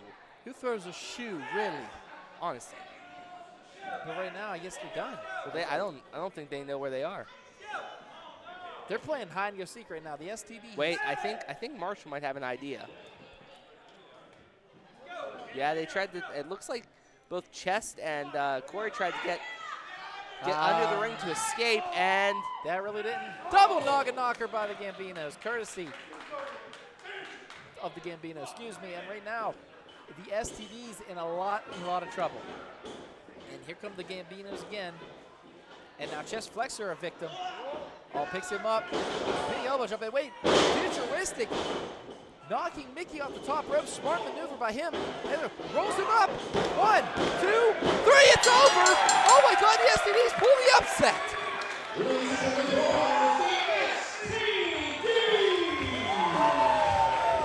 Well, I guess, what can I say? The STDs,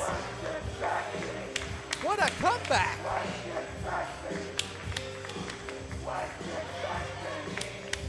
Tony, you're speechless right now. I mean, after the beating that Futuristic just took to be able to get a roll up in a 3 count. But that's the thing about the STDs, if you think about it, not only do they hurt your body, they mess with your mind. And Marshall Gambino is 50 shades of beat off right now. I mean, he went for that in the corner there, misses him, gets his head off the turnbuckle. Futuristic rolls him up, 1, 2, 3. And the Gambinos dropped him away here, but man, they have nothing to hang their head over. No, they won that match and all, but actually getting the pinfall. Remember, folks, this show tonight is in memory of Walter Wright III. We miss you, Walt. This one's for you. Just a heads up, it is last call for the basket raffle. Last call for the basket raffle. If you haven't gotten your tickets in for the basket raffle, please make sure you do now. You guys are not eligible if you're watching this on live stream for the basket raffle. I'd still make a donation. But you still can make a donation. Singles action. Then you are going to love this match scheduled for 1 fall. What can I say about this match, Tony, is this isn't just a rivalry. To me, this is a legacy. And what I mean by a legacy is... Okay. Yes, and what I mean by this, you can say it all you want. These two have fought tooth and tooth, back and forth, and tonight you're going to see a war. You're going to see another war. I'm talking about, especially courtesy of this man right here, the juggernaut.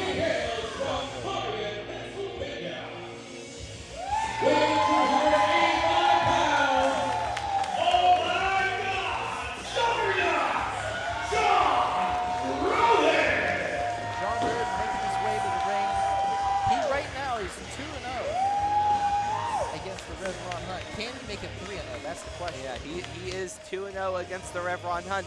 And playing mind games with the Rev, We've seen in recent months that Juggernaut John Rodin is trying to get back on his feet, and his latest escapade is announcing that 2022 is his last year in pro wrestling. Escapade? And, yeah, Escapade. I mean, it's a clever manipulation there. Juggernaut saying, "Hey, I'm gonna quit if I don't win the title." Boom, boom, boom, boom, boom. I hope he hears this. I hope You know he his does. tag team partner, Zach Reigns, listening right now. Zach, we hope you get better, buddy. They never tagged together because Zach Reagan got knocked out. Never. I hope you're. Hi, Zach. How are you? I feel really bad when you have to face both of them sometimes. But just a hush over this crowd right now. Talking about right now, the one, the only, the new Eclipse heavyweight champion. Weighing 220 pounds, escorted to the ring by AJ Alexander. He is the newly crowned Eclipse Wrestling Heavyweight Champion, the Red Braun. Braun Hunt displaying his newest acquisition, his new title. Yeah, we really do love winning titles at other companies and then bringing them to 2PW because you can't win 2PW titles, don't we, Jesus Club? Ouch. Well, I will say this right now about the Rev. If you think about it, let's rewind back whenever him and Rodin fought, and Rodin brought out the RWA Heavyweight Championship, and the Rev didn't have a belt, and now all of a sudden the roles are reversed. He's bringing out a title, and Rodin's standing there with no gold. Yeah, sure. And I'm sure Rodin will wrestle his heart out and try to overcome. Listen, I'm so tired of Juggernaut and him trying to garner sympathy because of how sad he's been ever since he lost the 2PW Top Prospect Championship to Elijah Dean. I feel for the guy. He didn't really get a great run because of COVID. I understand that completely.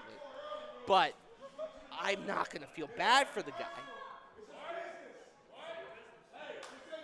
You know, here's the thing about the Rev Ron Hunt. Rev Ron Hunt is actually treating this as like that movie Old Yeller. He wants to put this retirement and speed it up when it comes to John Rodin. And you know what? Secondhand title belts aside, I agree with the Rev on this one. Okay? Just put, like, if Rodin doesn't want to wrestle anymore and wants to retire from the business,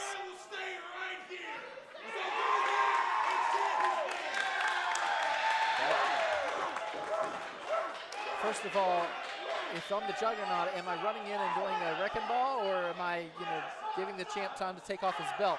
no, I mean, Juggernaut's never going to miss a chance to sit down. Tony! My God! Yeah, Just we're the only disrespect we're you only showed. live, guys. We're only live, okay? Let's we're only live, Is Mark. Ron Hunt playing mind games like he likes to do all the time. I mean, he plays mind games with everybody he faces. Yeah, and I'm sure this is great theater for the people watching on live stream. Please donate to the memory of Walt for every minute Rev wastes time right now. $1 a minute. Let's go for it. A better price than 1-900 WWF or whatever he was feeling. I have just been informed by the referee that Red Braun Hunt will put the Eclipse Wrestling Heavyweight Championship up for grabs in this match. Wait, what? It is now for the Eclipse Wrestling Heavyweight Championship. Wow. What? This is right. Another company's belt, another company's championship is being put on the line here at 2PW tonight. Well, And I now mean, Rodin I guess playing some mind games of his own. Rodin wanted opportunities to win gold in his last year. I guess Rev's given it to him. That's right. Hey, look at the bright side here.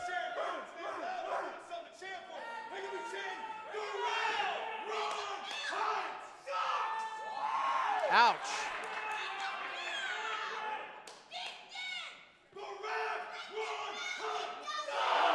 Ouch. In this crowd.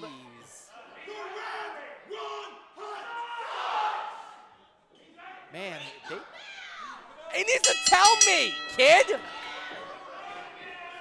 I'm getting at it from all sides here. I know, man. The kid is, oh, my goodness.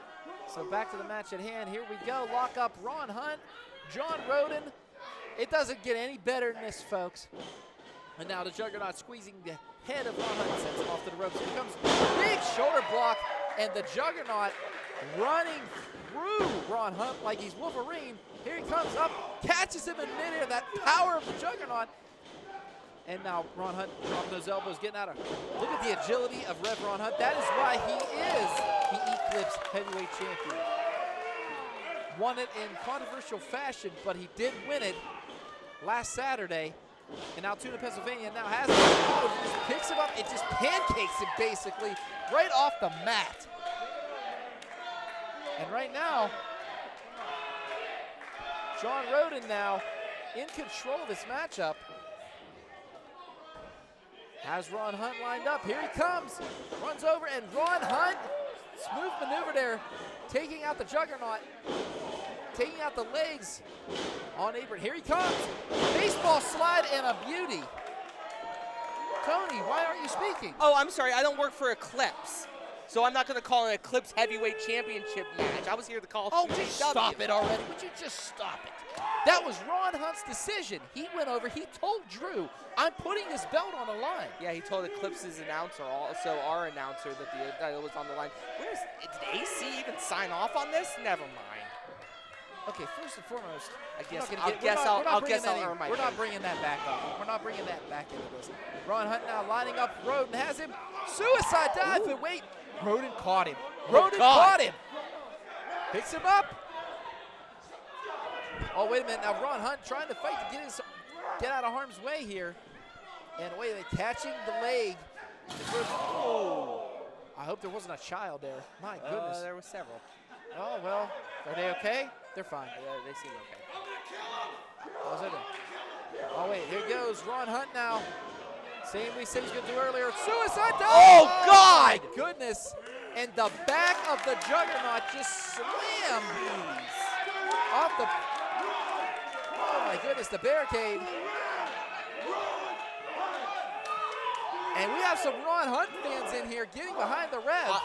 Can I just bring up something? And I know I just made a big to-do about not talking during this match, but Rev looks insane.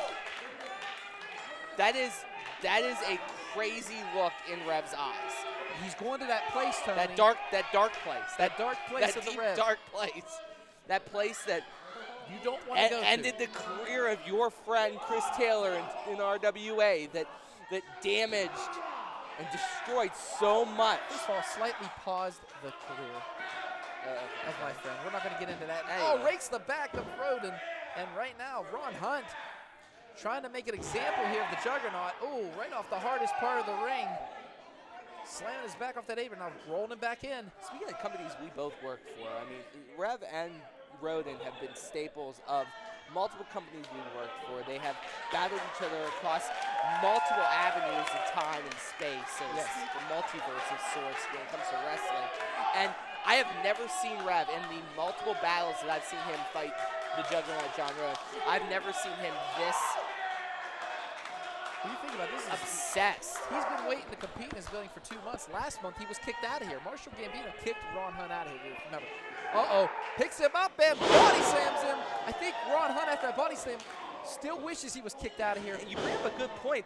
The embarrassment of the Jesus Club last month must have pissed off, excuse me for the language, folks, ticked off. Yes. The Rev to no avail because he's watching that. Respect breaker. He's watching that and couldn't do a dang thing about it.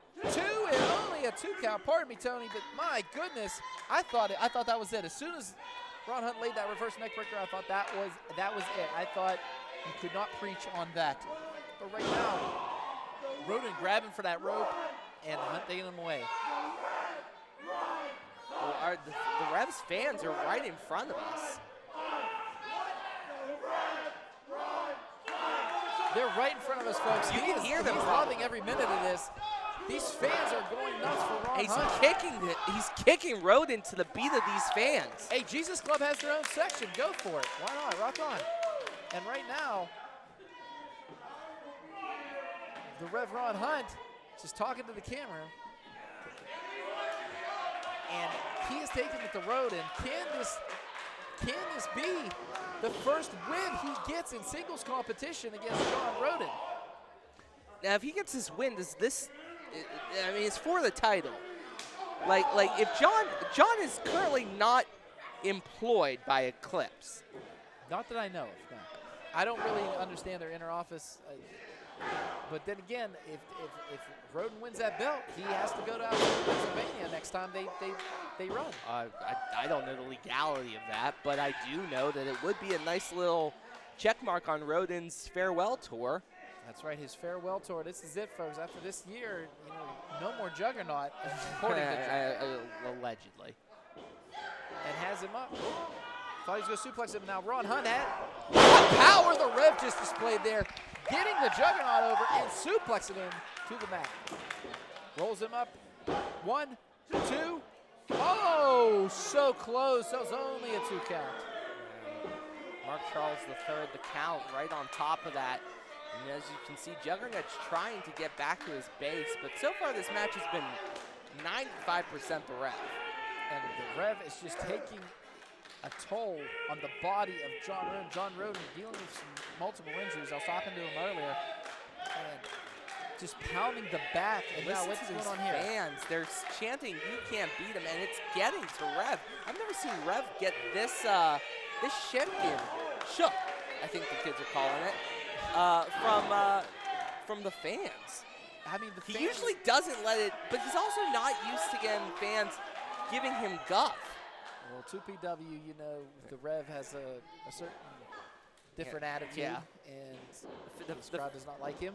He doesn't like this fans. He doesn't like Worthington. He doesn't like the people that cheer for 2PW. He's very clear on that. Oh, sends him to that opposite corner. The chest just bounced off that top turnbuckle, Tony. And right now, the Rev Ron Hunt in control. This could be the first victory he gets over John Rodin.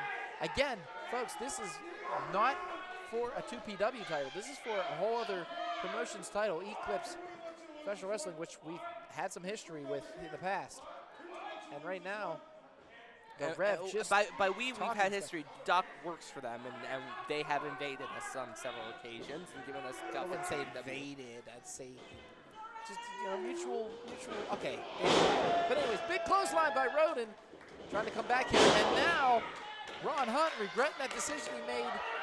Possibly, at the beginning of this, he cannot get up after having the Juggernaut. Oh, he's winding up. Uh-oh. Darn band's off. No surrender, no defeat here. Has him kicked in the midsection. Has him. And wait, drops the one knee. Oh, no. Is he going for what I think he's going for? I think we're going for a destroyer. Here we go. Oh, no. Catches him. Swings him around. We can see it right here. Alabama slam. And just drives him to the mat. That's a pin. 1, 2. Oh! Wait a minute. Boston Crab applied. That lion tamer hold right there. Yes, he has it in that lion tamer position where you just stretch out the back. You have the neck pressed against the mat. My God, Tony. He's put out people with that move. We've seen it multiple times.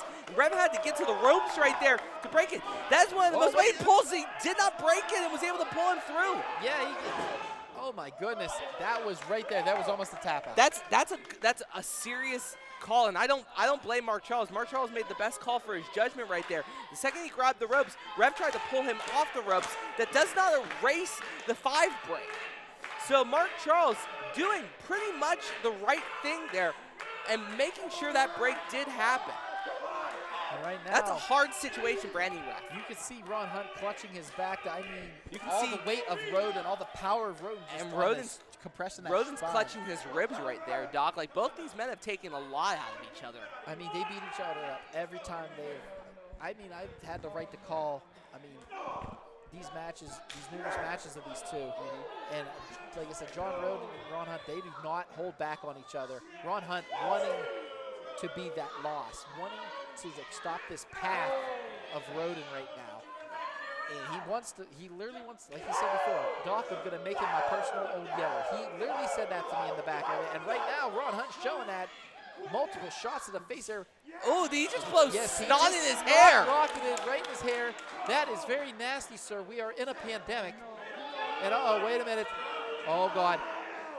Pile driver! Oh, God! Ron Hunt is dead, folks. Oh, my God. Sweet Jesus. Ron Hunt was just pile drived right on that apron. Oh, my goodness. I'm stunned. The viciousness of that pile driver was. I can't believe what I'm seeing here, folks. My goodness. And Ron Hunt trying his best. Now I believe we're still giving champions advantage. Okay? I know this is an unsanctioned championship match by Eclipse, but Rev still wins the title on a count out. Keeps the title rather on a count out. So John has to get him back in the ring. My goodness. And right now, Ron Hunt's slow to get up.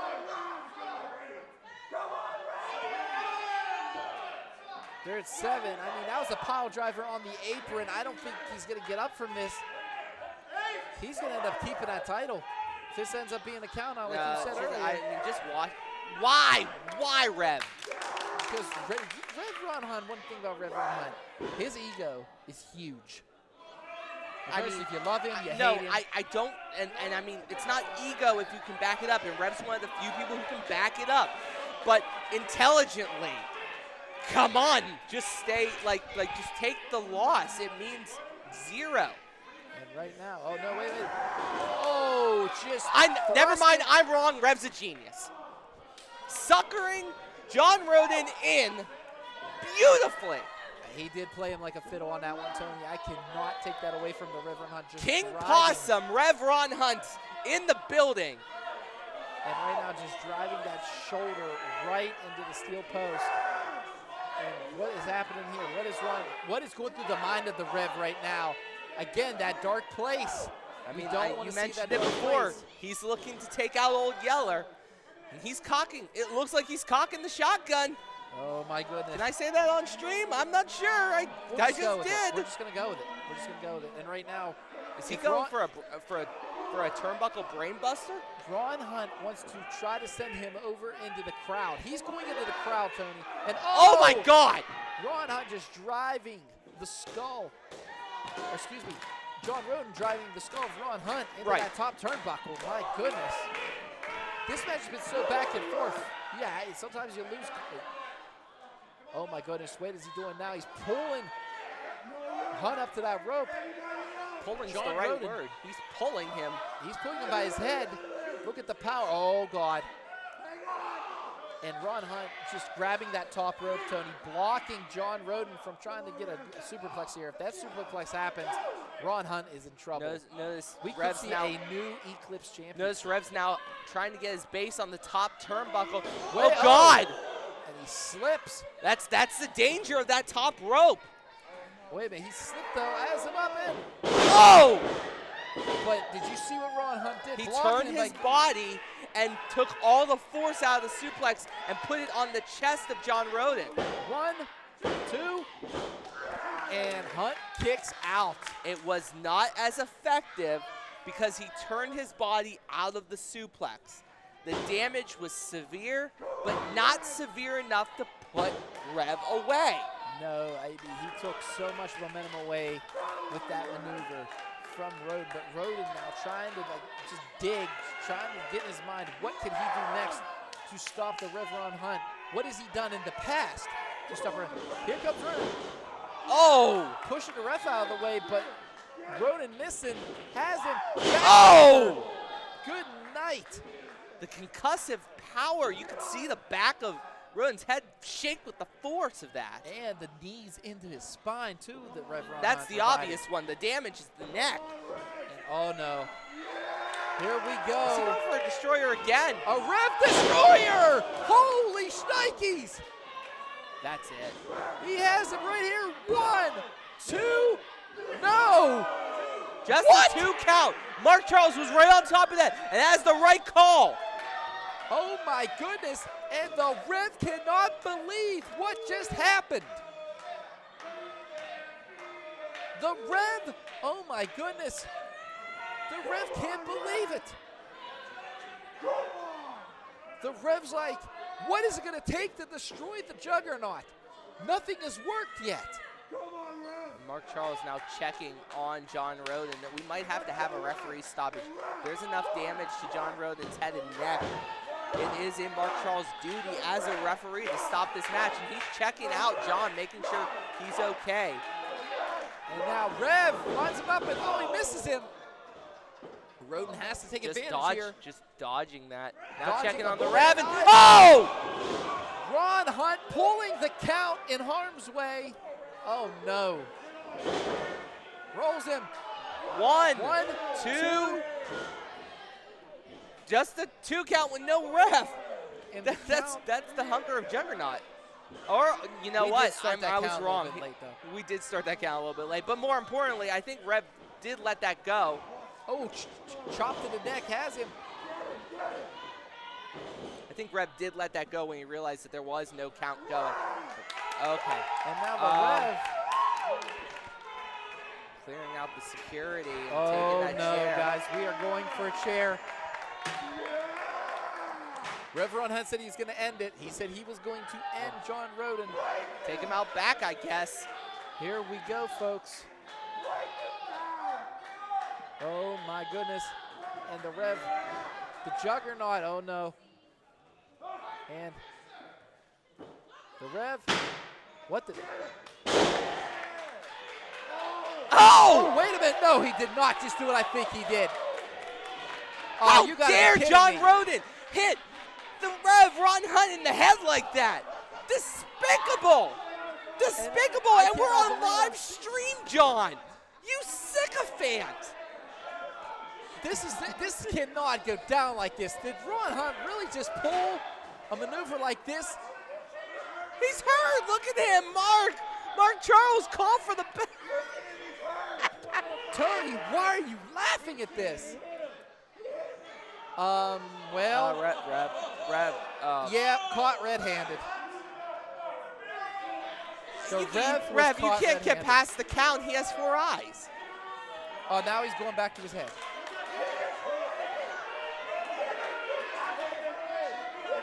I know. Is this really happening right now? And now, wait a minute, Rodin. Oh my goodness, just kicked John Rodin in the little Juggernaut. Oh, drives his head to the mat. That's it. That was a low blow. No, this can't end like this. Are you kidding me? Are you kidding me right now? Wait a minute. That voice is... I know that voice. Reverend Ron Hunt, this is Jesus talking. I see your stupid ass games back there. Listen, just shut up a minute. I don't think that's time. You're out here wasting other people. I understand that your vagina is very You can't say that. right now. You Can't don't say lose that. that title.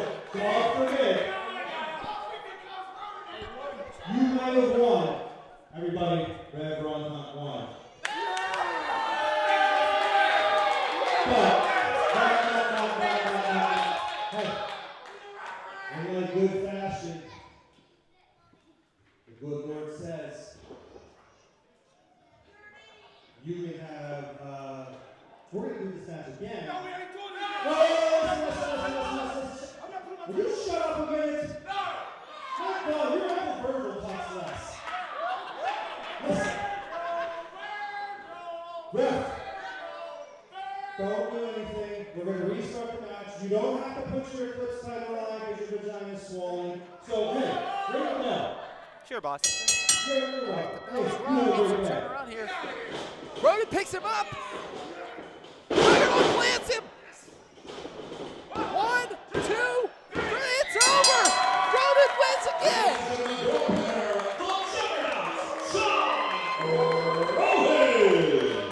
John Rodin victorious and is officially 3-0. Wait. AJ Alexander is now stomping a mud hole into John Rodin. Damn it. And now the Jesus Club. I guess the Juggernaut is how you pay for your sins. And now AJ Alexander sticking his nose where it don't belong. And what's happening here? Has Rodin. Oh, come on. This is not. Come the on. match is over, damn it. Super kick applied. Wait a minute. Wait a minute. Here comes. Is that who I think it is? That's not. Dior Castro. I know Dior Castro. Is that Ricky? Yep. What is he doing here?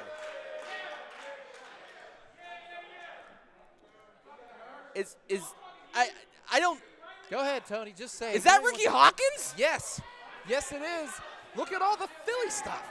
Yeah, of course it's. I have a sudden craving for a cheesesteak. He's a phenomenal cook. He is.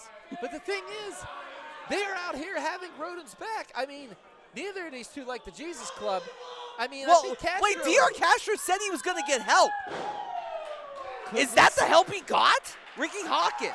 That's actually smart on his part. By the way, I'm pulling for you, Eagles. But anyways, Rodin victorious again, Tony. John Rodin. Can you say that? Come on, go ahead, Tony. Your turn. Please. 11 months to go until I'll no longer have to talk about John Rodin. I hope he hears this. I hope he hears It's this. live on stream. Obviously, there's people listening. Zach Rain's listening, friends of his. Okay, text them. Text them. Zach, you're listening, text them. And also, text all your fans to donate as much as they can to the family of Walter White. That's right. Wright, excuse me, not Walter White. That's a different thing. Walter Yes, Wright. Walter Wright. One of our greatest first sponsors, one of our largest sponsors. We miss him insanely. Yes, And any he put- donations you give tonight by clicking the link at this video go directly to the family to help them. Everything is going to the family tonight, so I cannot wait. It's literally it's warmed my heart to see the crowd we have tonight. Yes, and the love that and the Walter's love that we've given, that the fans have given, that we've been able to give to Walt's family. Like it makes my heart grow 3 sizes, and I'm a piece of crap. Wow.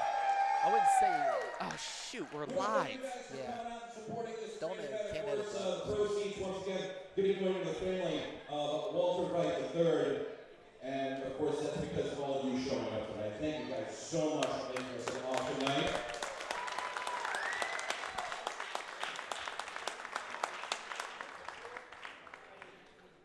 We've still got a few more matches here. I just want to make sure what we're doing as far as the baskets.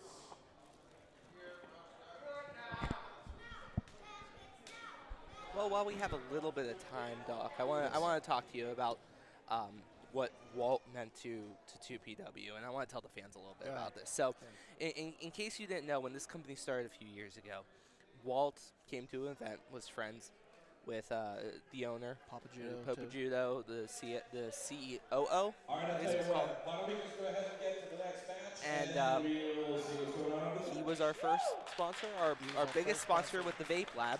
He helped put 2P This on. next scheduled Yeah. for one When we were fall is sh- for when- the Top Prospect Championship. We miss you, Walt, and we wish you were here. You're the reason we're still running after all the turbulence. Walt's the reason we're still here today. Exactly. A little bit emotional there, Doc, but we got a Top Prospect Championship to call next. We do. Emotions aside, the top prospect championship is happening. And right now, as you can hear, the sermon, you could say, the dark prayer before the mind eraser. Remy LaVey, the challenger, walks out to the ring. This man is just haunting. This man, it's an uneasy, unsettling feeling. Here he comes, especially with that jerk. Freak, I tell you what, Freak pretty much is like general manager of the year when it comes to 2PW. He has assembled, pretty much, he didn't really build the culmination, but he pretty much drafted the whole culmination. And oh, here we go, face to face, Jamie's brother, who is a staple here when it comes to crowd participation. But what if, is Jamie recovered from the beatdown he took last month? That is the question. You got to talk to him. I stayed away from him. I really wish you would too. You didn't seem too happy to see you. I mean, you wanted part of this. You wanted to get down to the nitty gritty of what was going on with the culmination last month. Yeah, and what they told us, what they told you, is exactly what your fears were, right? Exactly. The culmination is here in 2PW, and the culmination is running rampant. And they have their sights set. I mean, you know, you can set your sights, set them high, but they're going straight to the top after Jamie Jameson. It's not just that. It's the fact that the culmination has always been a force of terror in pro wrestling and Pittsburgh Pro Wrestling. Remy LaVey alone is a terror. But he's been running roughshod through 2PW since I started here. Yes. Speaking of the devil, here comes our 2PW champion. That's right. There he is, the country hammer himself, Jamie Jameson. And this crowd is exploding right now. Do you see that strap around the neck? That is going to be tied to both combatants. Now, if you don't understand the rules of a four corners match, you are strapped together and you have to tap all four corners. Yeah. You can get the 2, you get the 3, you don't get that 4th one, you have to start all over again. If you get contact, if your opponent makes contact with you before you touch all 4 of those, you start all over again. And we're back. You have to remember something here, and to the fans at home, this is not your television four corners match. We don't have lights, we don't have blinkers, we don't have a little flashlight to dictate which corner's been touched. Mark Charles III, our referee for this contest, has to count individually 1, 2, 3, 4. Mark Charles III has such a huge, I mean, after taking the shot he took from the last one, I hope he's prepared for The this. winner must touch all 4 corners consecutively in order to win. Introducing first the challenger, escorted to the ring by Great E. Representing the culmination from Pittsburgh, Pennsylvania, weighing 220 pounds, he is the mighty wrestler, Wright, LaVey. Some LaVey fans in the crowd, or is that just more the culmination? 2PW Top Prospect Champion. From Runway, Pennsylvania, weighing 275 pounds, he is the country hammer, Some Jamie Jameson fans, some Remy LaVey fans. We have seen Remy LaVey's stock rise amongst the fans of 2PW in recent months. But if you think about it, he has been a staple in Pittsburgh wrestling for a long time, Remy LaVey. I mean, I remember one of my first ever events commentating, Remy LaVey was involved, and he was just as scary, he was just as evil, he was just as sinister as he is today. Yeah, and with the culminations backing, I mean, this is a bunch of guys in the culmination who just enjoy torturing people, both physically and mentally. And right now, this is for the Top Prospect Championship. We are underway. Jameson, LaVey and Jameson. And as you can see, Jamie already working that strap, and oh, no. Remy wants to get out of here, but you gotta think about it. Where's Philip Archer right now?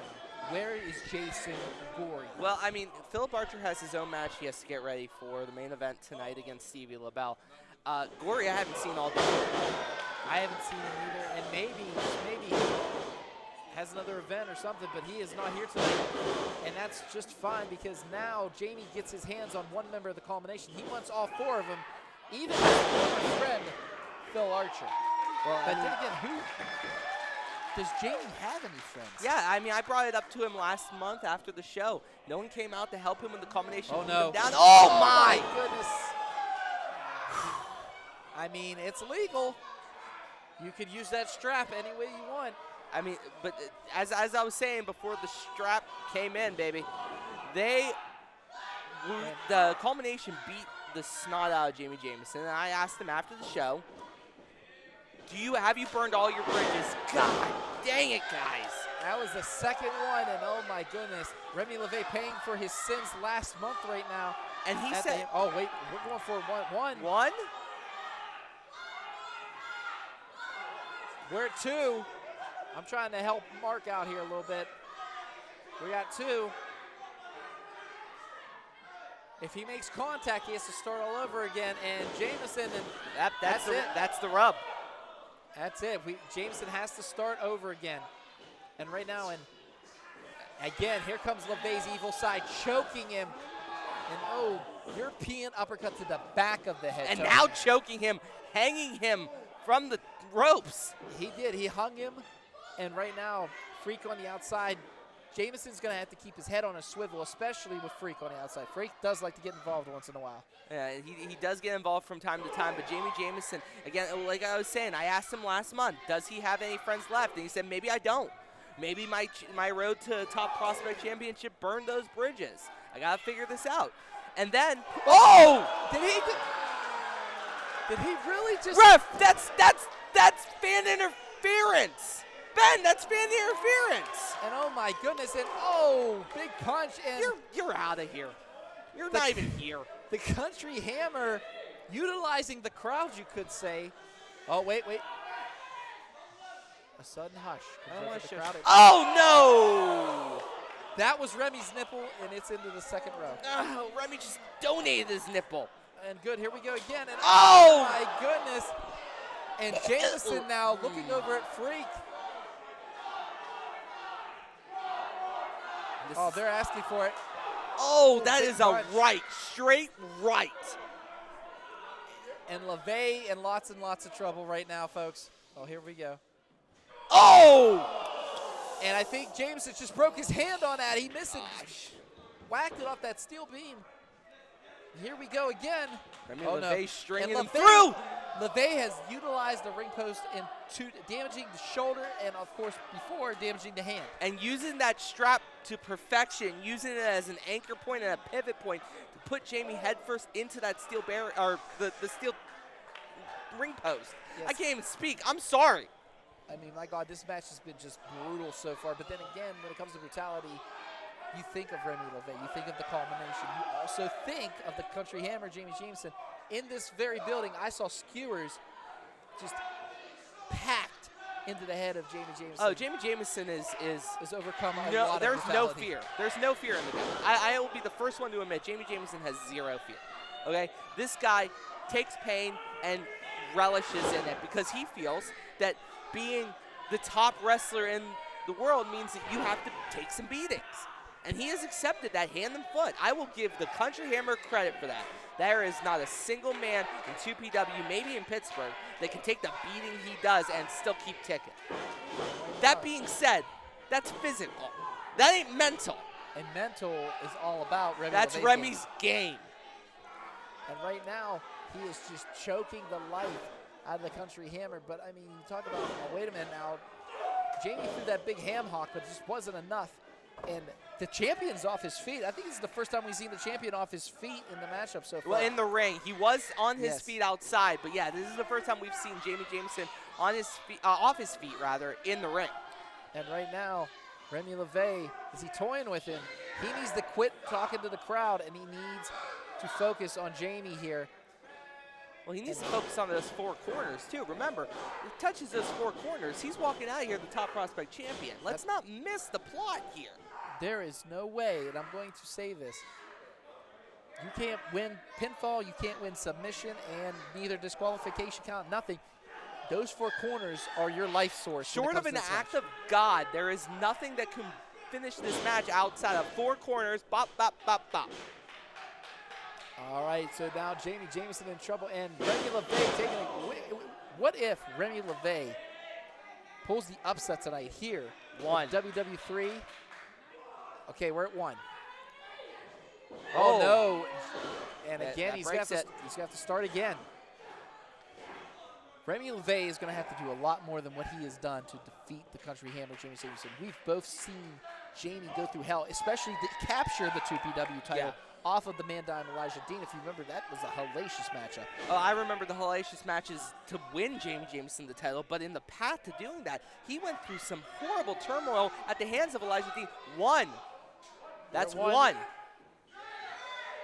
We got 2. We're at 2. We got 2. And Jami Jameson's a tough cookie, but Remy LaVey, now look at Jami Jameson trying to roll that out, and that is going to break the count. And Remy LaVey again utilizing the strap and just choking, taking the air supply away from Jamie Jameson, now just beating Jamie Jameson down here. Has him like a dog on a leash right now. Oh my goodness, did he just use the piece of the... He used the metal buckle. Yes. Oh my goodness. To gouge Jamie's eyes. Now he's dragging Jamie. We got 2. Okay, we are at and again, Jamie broke. just won't stay down. He is too big, too powerful.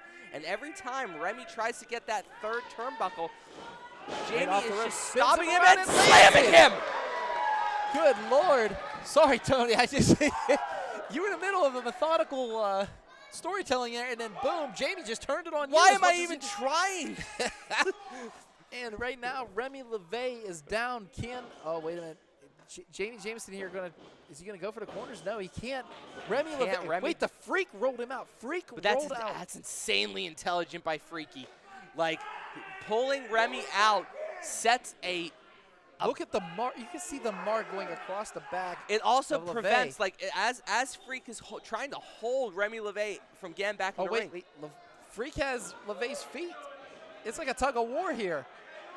And you know who's really suffering from this is LaVey. Oh no. Freak's been dragged in the ring here.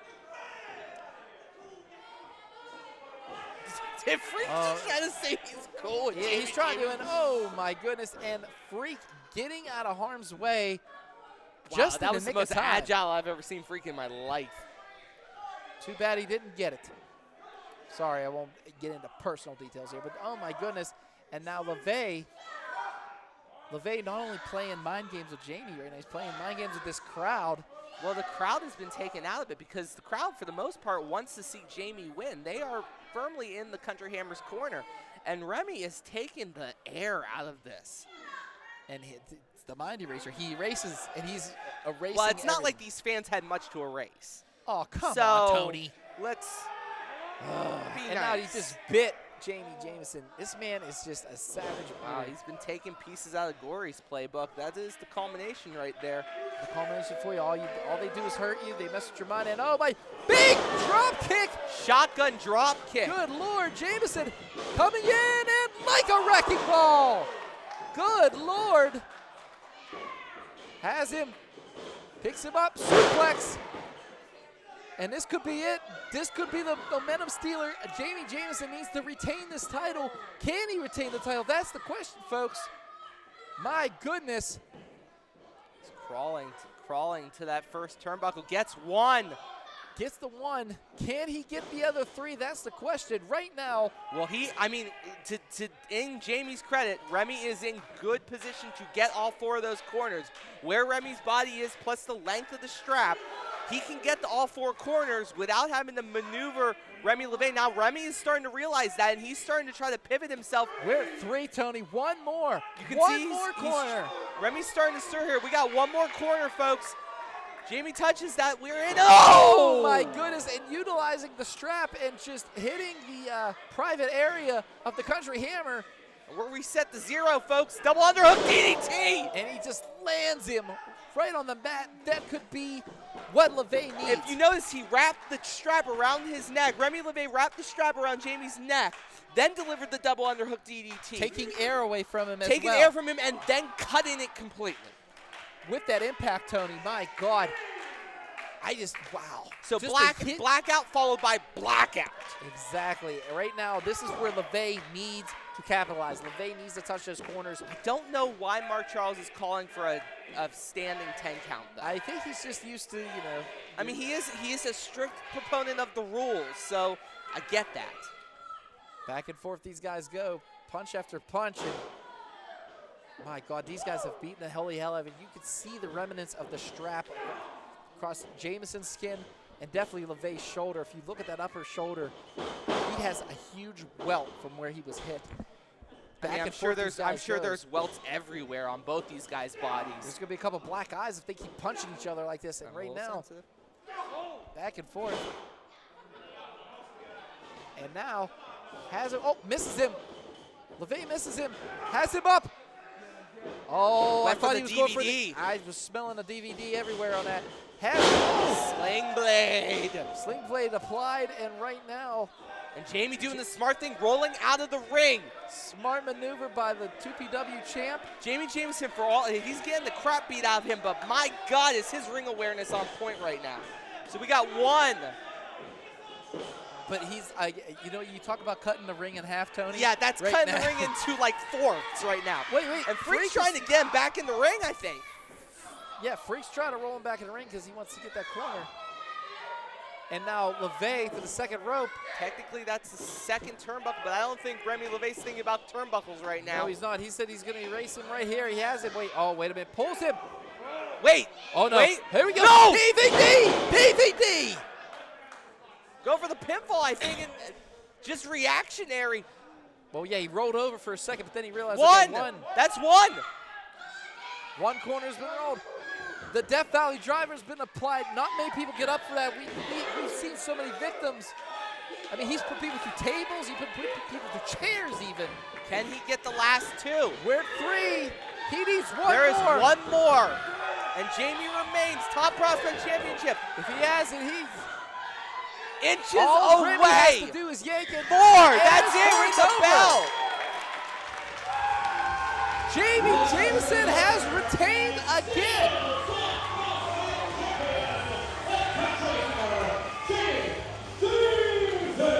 Man, hell of a fight by Remy LaVey right now, but Jami Jameson able to get those corners all through that Death Valley driver, that patented Death Valley driver. And my Lord, did that put Remy to 8. Remy, I mean, he caught him in mid-air to use that strap to pull him on top of him. And somewhere Gory's not going to be happy. Somewhere Gory is going to be pissed. No, but I don't think this is far from over from the culmination. But tonight is Jami Jameson's night. But most of all, tonight is the night for Walter. That's right, Walter Wright in the third. He'd be smiling right now. Oh, yeah. The brutality of that match. He loves it. He loves his hardcore matches. He loved everything. And right now, he is smiling. Oh my God, wait a minute! That's Jason Gory! Oh! And now Jason Gory was here, damn it! And now the culmination, they're striking again. Damn it, the culmination struck again. Checking on his partner there, checking on his friend, Remy LaVey.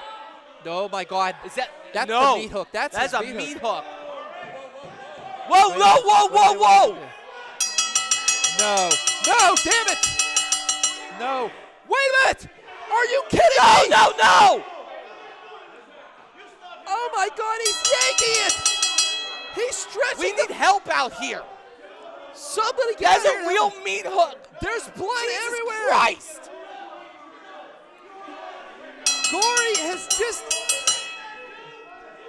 Oh my God, the inside of Jamie's mouth. Oh my God, that meat hook. Wait a minute. Here comes the Juggernaut. Juggernaut still clutching his ribs from his matchup. We need medical attention. Look at his mouth. Gory just stuck that meat hook in the mouth of the champion. I Thank know, God Rodin came out. Gory's been known to mess with people's minds, F with people's minds, but that meat hook went right through his cheek. I mean, I haven't seen something like that since Texas Chainsaw. yeah, 78. But what I'm trying to say is, my God, look at the blood all over. Jameson can't believe. Jameson's in shock. This was worse than the Jami Steelers. is standing. And the culmination. Oh my God, he was going to hit a kid with a hook just a minute ago. Gory and LaVey smiling, even though LaVey lost. The culmination struck again. Thank God Rodin was here. So I guess Jami Jameson has some friends, Tony. I guess, but God. Once again, our winner, Jami Jameson. Wait, did you see Gory motioning for that Yeah, belt? Gory wants that belt. And And now fighting with the crowd, fighting with everybody's the culmination. Jameson victorious here, but my God, I can't believe what I'm seeing. But then again, look here, John Rodin. Oh my God. Look at it. Look at Jameson's been through hell, folks. Not only with the match against LaVey, but also the match after the match. Gory driving that hook into the cheek, into the mouth. That could have caused not only just that could cause death, but that could cause there has to be a hole in his mouth. Those things are designed to destroy, to rip through tendons. Ugh. God. I can't believe what I've just seen, folks. Jameson's walking away from this. That's the thing. How is he walking away from this? I don't know, but again, Jameson, this is not the last he's heard of the culmination. My gosh, Jesus. Again, tonight, in the memory of Walter Wright III. My God. I can't read. I mean, we. on his memorial chair, it said hurt and heal. My God, Jamie's gonna take a while for Jamie here. Well, we're announcing right now the winners of the raffle, Druids, and while we're doing that, you know, we're a few steps away from the main event, which is our last match of the evening. It is the crowning for the new Anarchy title. Yeah, the title made in dedication of Walt. Walt loved hardcore wrestling, and the Anarchy division is built with him in mind.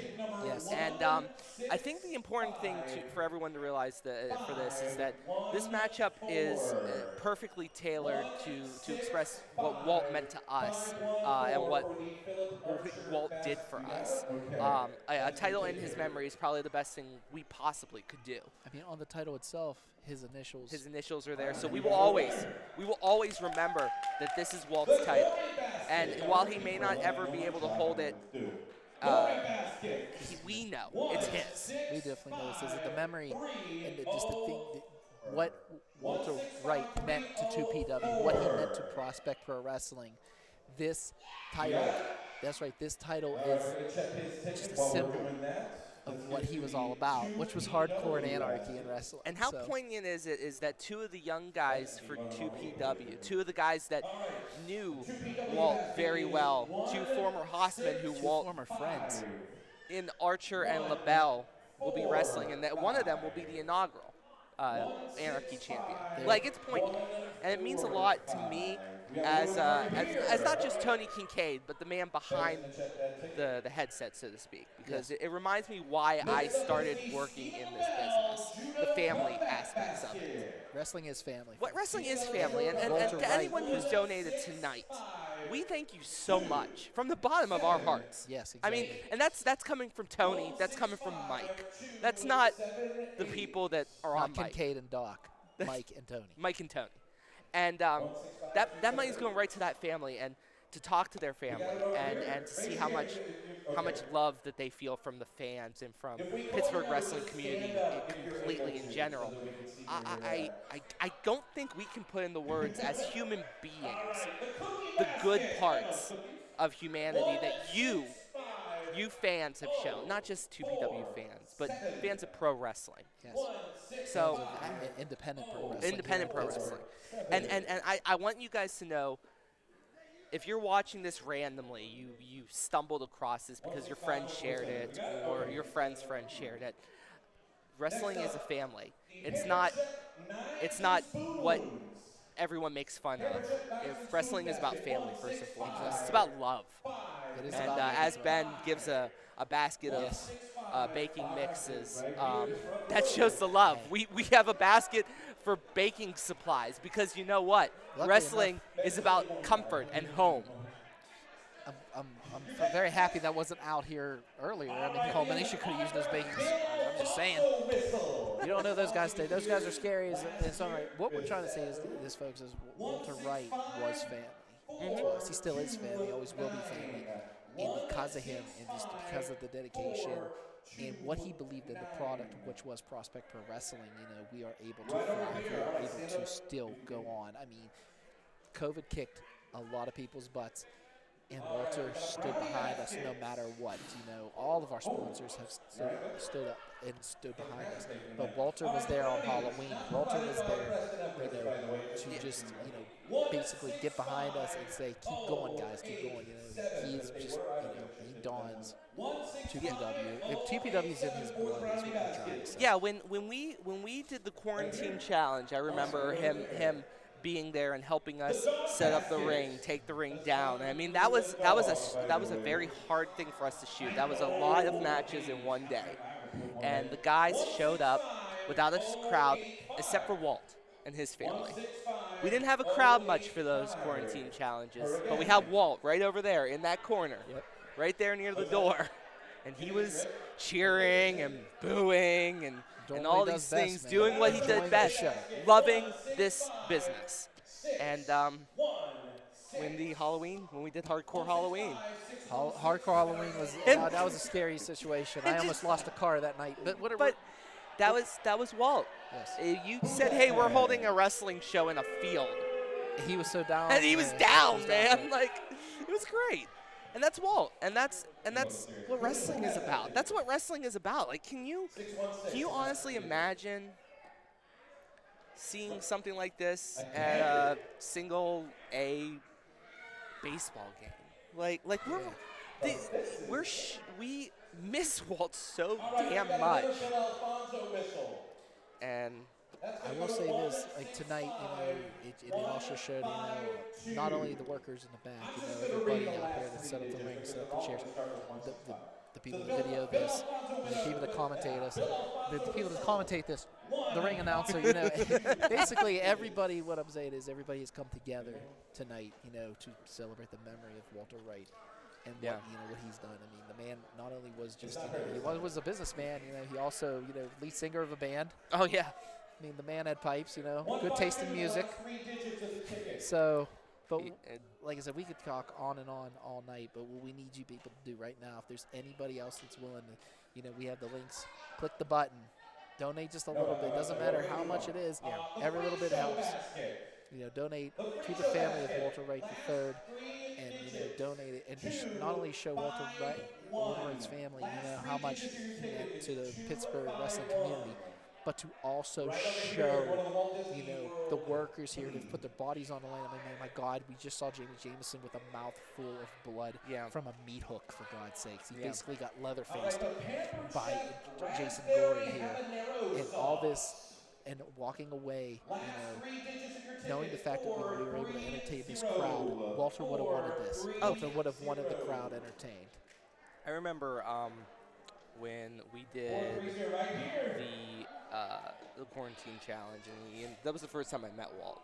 And Walt and I were just bullshitting outside. Vaping? We were vaping. That's what it is.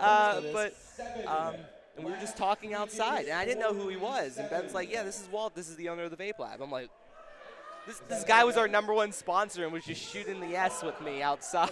Like, he was just a normal, cool son of a bee, like a cool mother, shut your mouth full. Like, he was just cool.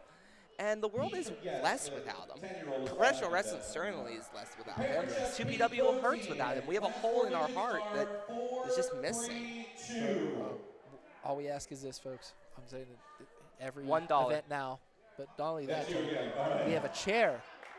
If you guys get over, it's right below you there a little bit. If we Rob, if we get the you chair can down look a little at bit, the chair right there. if you could just show the chair real quick, the Walter Wright Memorial chair that is in the crowd right now. Yeah, I'm gonna actually while we're talking, keep talking. Go ahead. Tony's gonna show the chair off. We're gonna get him to go down here real quick. Let's see. Tony's gonna go ahead and show off the chair, and that is the chair right there. Nobody will be sitting in this chair at all. As you can see, hurt heel. That was on his bike that he was getting made. That's actually, that chair was made by a custom bike company here. It was actually custom making a bike for Walter. Walter, huge. You know what? Hell with it. Walter was a huge Fiend fan. I actually wore this tonight, or actually I put it back in my book bag, but I actually had a 071. Stone Cold Steve Austin tie tack because I thought that was his favorite wrestler, but it's actually the Bray the Wyatt. artist formerly known as Bray Wyatt. Don't worry, folks. It's not my first wrong call. But what we're saying is it's stuff like that, the humor and stuff, and just laughing. And that was Walter, man. He just always had a joke. He always had a good time. He always, always joked. Always got along with the talent here. Got along with us. Just an amazing guy. Didn't matter who you were. He Walter just talked to you. He you didn't know never stuck his nose up to anybody. And That his was daughter just had her baby. That's right. Walt just had his granddaughter born about a few weeks ago. And the baby's adorable. the baby's damn adorable. And I just she's actually just walking past us right now. She is. Hi. But the baby's adorable, and it's nice to know that Walt's looking down rather at us, laughing at the fact that I just said he was looking up at us because he thinks that was I'm an idiot and make fun of me for that. It's all right. It's all right. But Tony, the thing is, he would have been proud tonight the way our workers have given 100%. He would have and how the fans have given 100% tonight. Yes, the crowd has. Oh just my been God, very you guys have been on fire tonight. These guys have been amazing. So it has been a hell of a night, and we have one more match to go. We do. We have a match for the Anarchy title, like we were just talking about earlier. Stevie LeBell taking on the survivor, Philip Archer. Yeah, and this is not just a battle of former friends. This is a battle for a start of an era.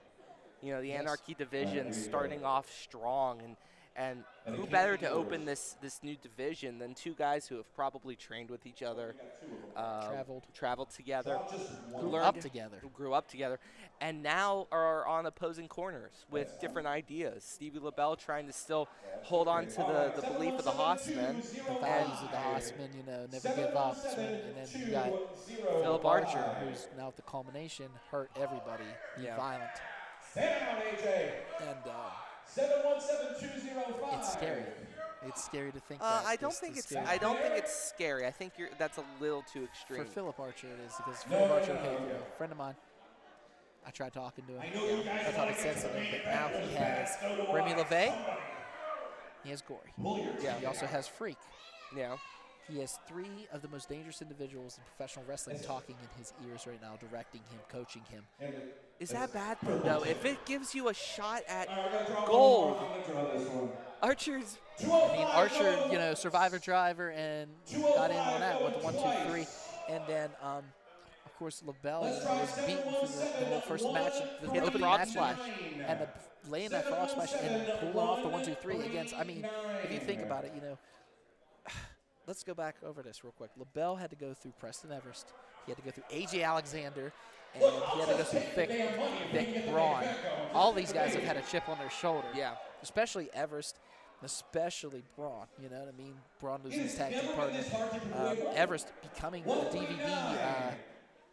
Can I just say, and I'm sorry to cut you off, Doc, because we are trying to talk about this match. The reason we're talking so much about this match is we cannot find our 50-50 winner. No, we can't. We cannot find our 50-50 winner. We found the 50-50 winner! Woo! Yeah! So Tony's going to pop over that. Woo! Jesus. And I'm done tonight. I'm done. You popped over that. That was the longest 50-50 I've ever had in my entire life. That is insane.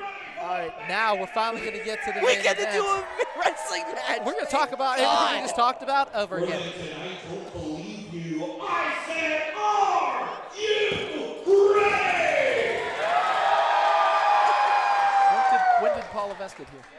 This match is for the inaugural 2PW Anarchy Championship. Man, look at that belt. That belt is amazing looking. Look at the detail in this belt, folks. It is beautiful.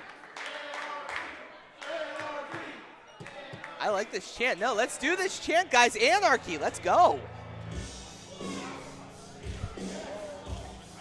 And here comes the survivor, Philip Archer. What is going through his mind? And of course, Freak is out. And I don't like what I'm seeing here. Freak has himself, that's a kendo stick. I mean, I'm baby's first kendo stick, I guess. That thing's tiny.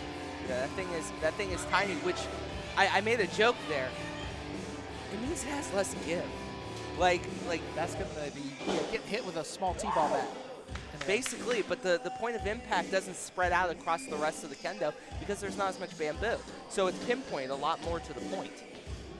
It's actually kind of twisted. We don't really see these in professional wrestling because a lot of professional wrestlers don't use smaller junior training kendo sticks. Well, tonight, Tony, that stick's going to be put into a lot of use. Talk about this man right here, Stevie LeBell. 2 former friends, 1 title. Oh, well, wait a minute. You want to bring a kendo stick? I can bring one too. Showing love to the family. Little tribute to Walter Wright III. The shirt that he was That wearing. was a very close friend of Steve LeBell. Very close friend. And paying tribute to Walt's family. And I mean, like we're seeing Stevie pay tribute to Walt. And the thing that it's interesting about me is that you can see the trepidation on Archer's face, and I'm looking at it right now. Look. I mean, honestly, look at Archer right now. Like, he's sitting there. And right now, LeBell made his round around the ring. And here we go, folks. The Anarchy title is on the line. There's going to be a new Anarchy champion tonight. But the question is, who is going to express more violence here? I don't know. There's some trepidation in Archer's eyes. You can see it. There's some trepidation in LeBell's eyes, too. The 2PW Anarchy champion. Introducing first, in the corner to my right, he is seconded by Frank E. from Pittsburgh, Pennsylvania, weighing in 225 pounds. He is the survivor, Philip Archer. Couple boos for His Philip opponent Archer. hails from Pittsburgh, Pennsylvania, weighing in 220 pounds. He is the Rodin, Stevie LeBell.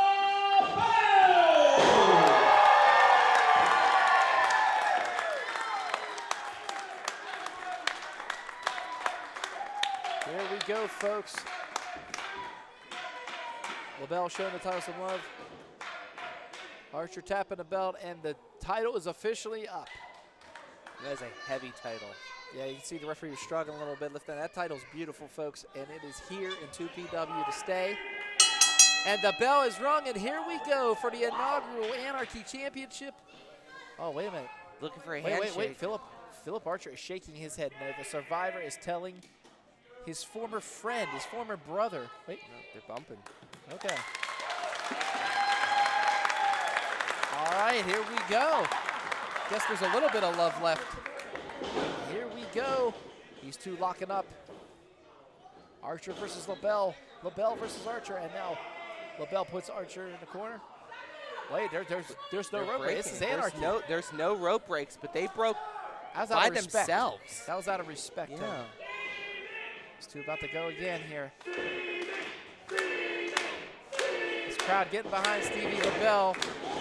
Philip Archer lost some fans last month when he was the head of the attack there on Jameson. And right now, in the corner. I mean, the ref can suggest a clean break, but they don't have to do one. Oh, okay. But hey, Archer did the right thing, just, backing off of LeBell. And now these two about to lock it up here one more time. Trying to scout each other, but then again, Tony, you think these two have been together for how long? They know each other through and through. And right now, Philip Archer wrapping his arms around LeBell. LeBell with the takedown. There's that judo background we talked about earlier. That MMA background. I mean, you've seen him shoot fight somebody in the before. They're asking for one more time here. The fans want to see it. Look at that wrist control. Oh, now chase him down. This is turned into a That shoot was- fight. well, I mean, you gotta think of it. That both these men have been training with each other for years. They both know each other's movesets. They're both MMA studiers. But both of these guys are crafty. They're both smart, and they know We haven't seen. They haven't shared everything with each other. No, they probably haven't. But we haven't seen judo be put through this work since the quarantine challenge, since the singles matches during the quarantine challenge when he had a legit shoot fight against Zeke Mercer. That's right. I remember But- that. but- He was victorious then, too. He wasn't victorious then. Oh, here we go.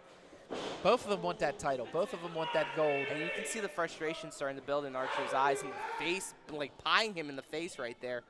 And LeBell just shoving him. Oh, what a punch by Archer. And now that's why they call stomping him on his Survivor. face. This Archer, I think they were playing fair. My goodness, just stepping on the face of Stevie LeBell was Archer. What's Freak doing? Freak's offering a chair, and Archer turned him down. Archer turned him down. And right now, standing on the throat is Philip Archer. And LeBell in a little bit of trouble, folks. Slow to get up. Again, this is for the inaugural Anarchy Championship here for 2PW. Couple shots to the gut. LeBell trying to fight back here. Oh, he's going for that kick. Has him. T-bone suplex applied, and the Survivor in complete control of this matchup. Yeah, and Survivor is now, this started off as like a clean wrestling match, a judo, jiu-jitsu judo match.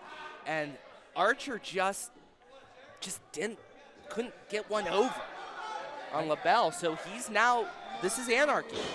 But speaking of the Anarchy, the violence, everything that's happening, are you seeing a little bit of a struggle with Archer? You know, this was his friend.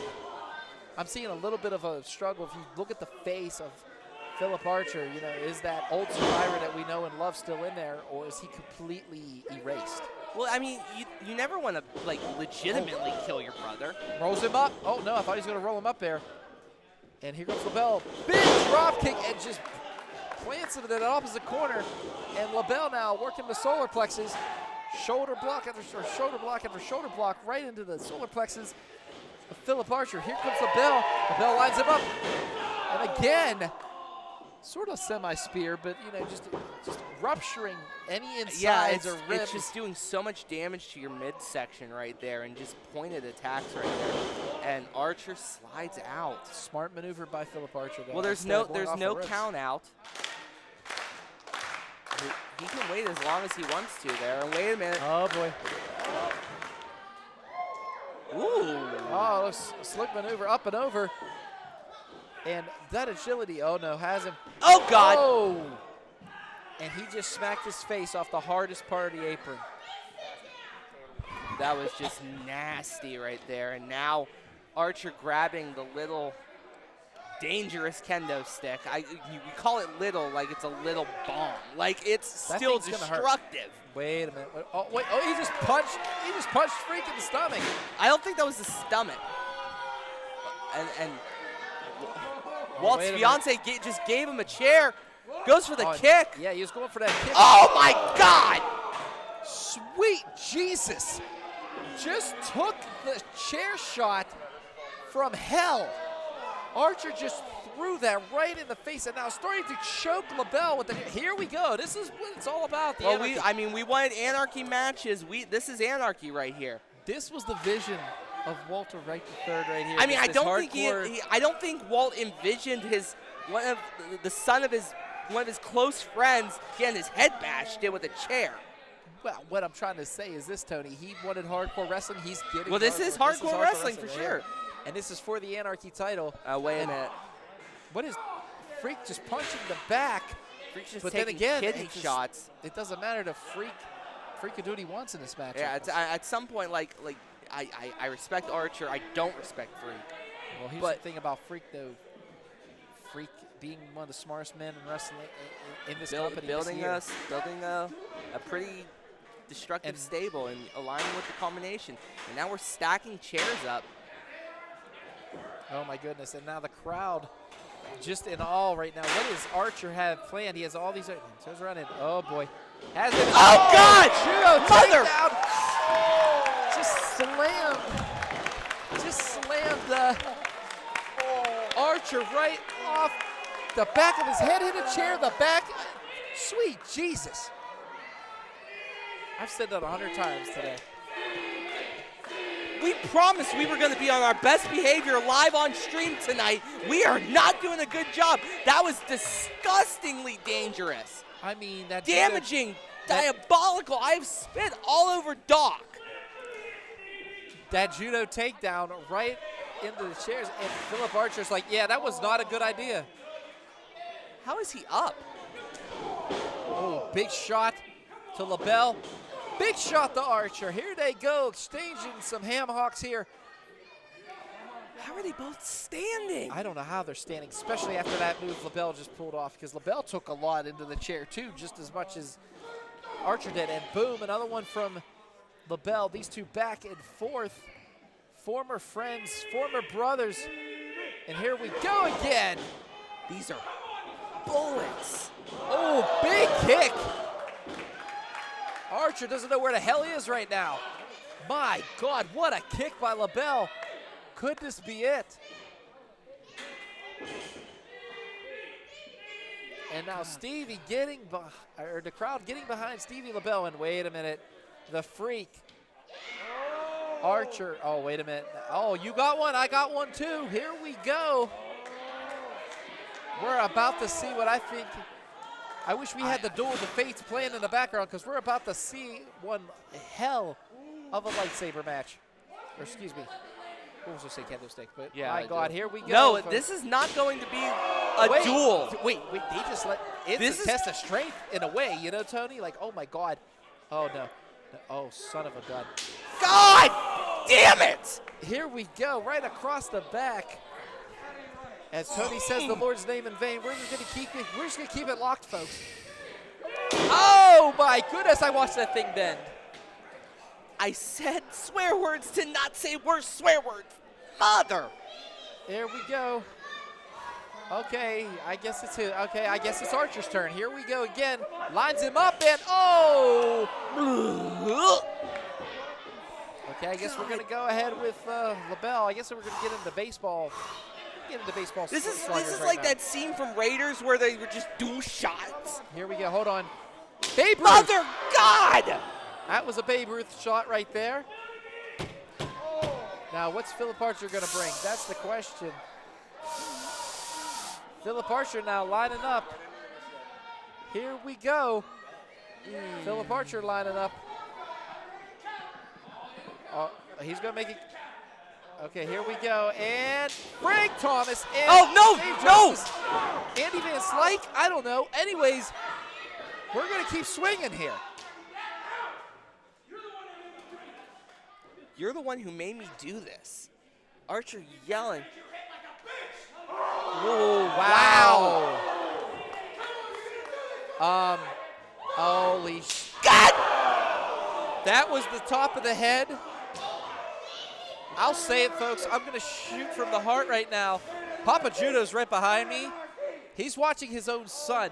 That's right. Someone from his own birthright just take a shot like that. He's clinched up.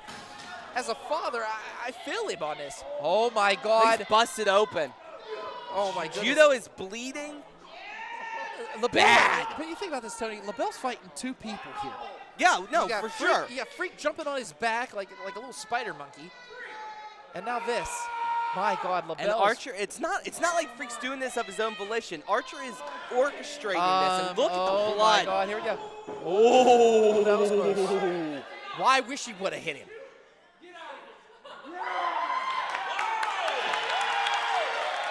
So, wow. Orchestrating, and Freak messed up one too many times. Archer, just saying, you've messed up one too many times. You're not going to get in my way. Catches him. Oh! Oh, my goodness. LeBellinator right to the face. Here we go. All right, we got a little bit of time to reset here as the fans try to get behind LeBell. LeBell is bleeding from that cane shot. That multiple cane shots followed by that cane shot right to the face. Oh, my goodness. He is a mess, folks. He's a mess and a half. Look at those welts on his back. I mean, We're trying these two are beating the hell out of each other. I'm trying to see. Again, folks, this is for the inaugural Anarchy title here. And oh my goodness. Right Big into the gut solar shot plexus. right there. Wait. Wait, I think Archer's bleeding too now. Archer has some sort of red cell. I don't know if that's LeBell or his blood. I think that is from the chair shot we saw That earlier. is from the chair shot. Hasn't. Oh my Yep. goodness. And that is one place on the ring you don't want to land, especially between your legs. I mean, what other damage can these two do to each other? These two are fighting like I never thought I'd see these two in a ring with just the violence that we are I mean, witnessing here right now. you've seen some pretty violent matches. Especially in this building. In yes. this building. I mean, Jameson Bronco. Yes. And oh my goodness, and Archer just Actually, that a lot we've of seen that low end clothesline numerous times from the Survivor, and he just did that, and there was no give with that bottom turnbuckle. My goodness. but Jameson Bronco, the pasta death matches, Jamie's destructive path that he cut through with Mandime, the car brawl, the hardcore match in the junkyard with the cars and all that. We almost died that night, Tony. I know we almost died. I remember vividly. And through it all, I have never seen this much vitriol. Even when LeBell was trying to kill Lawless with a car, there was not this much vitriol. Oh, wait, he misses that splash head. Oh, my God! Jiminy Christmas! I'll say the PG version. Oh, my God! Just German suplexed onto that garbage can. Philip Archer, is he even moving? Barely. Archer's trying to get up. Both these guys have hurt each other so much. These two are brothers. We're brothers. After this, I wouldn't want to talk to you. I wouldn't want to talk to anybody. Oh, my God. Both of these guys are just, they're not even on their feet. They can't even get to their feet. This is what this Anarchy division is all about right here. What you're seeing tonight, folks. Both of them are bloody. Both of them are looking for whatever weapons they can find. Plunder, under the plunder, ring. plunder. That's what this is about. That's a bag. That's a bag. And Philip Archer he smiled a little bit. I don't know how you could smile after. Wait, they both have bags. Okay, what are we gonna do here? This isn't coming home. I would say this is their lunch for There's work, but knowing these two, it ain't lunch in that they got bag. pizza in the back. They don't need a brown bag lunch. That's not lunch. This is hardcore. Headbutt by the Survivor. Kick to the midsection. Kicks him up. Oh, no. Remember that lift. There's a Oh my God! Russian leg sweep into the tax, and Archer has some in the back of his skull. son of a gun. It's a Russian leg sweep. No one looks good after that. It's not into tax. There's tax in head to head. There's tax in the back. There's tax everywhere. And man, you're going to pound a tax in worse, aren't you?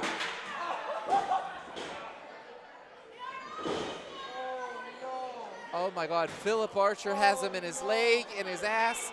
Pardon my language, he has him everywhere. Jesus H. But this is Anarchy, folks. This is hardcore wrestling. This is the vision Walter Wright had. Stevie, right here. Stevie, no. Stevie. Stevie! Coast to coast. Coast to coast. My God! Coast to coast! Coast to coast! God, you... Oh my goodness, that's it. Could that be it right here? Here we go.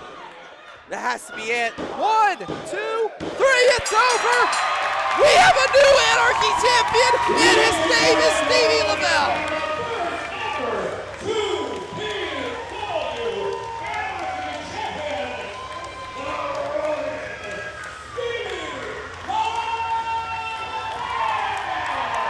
Stevie LeBell, your first 2PW Anarchy champion.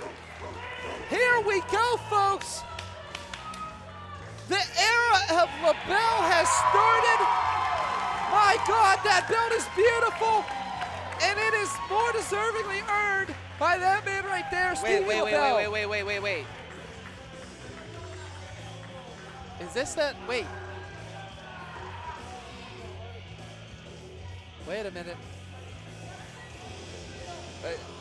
Is that? All right, they're taking. Okay, Philip Archer being helped to the back. That's that. The mystery woman is out here. What is she doing out here? That's the mystery woman from last month. Who is she? Who is that? I'm not asking the second time, Doc. Okay, I'm just saying.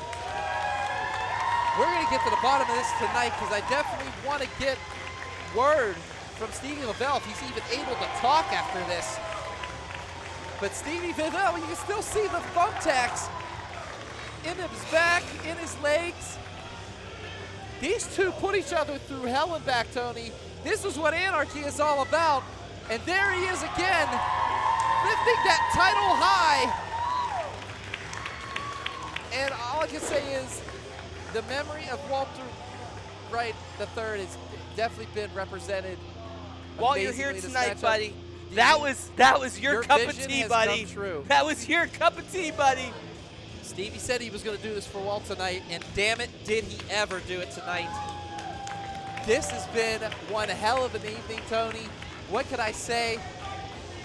The memory of Walter Wright III definitely cemented here tonight. We have a new Anarchy champion. Thank you again, 2PW fans, for joining us. We will see you next month here in February.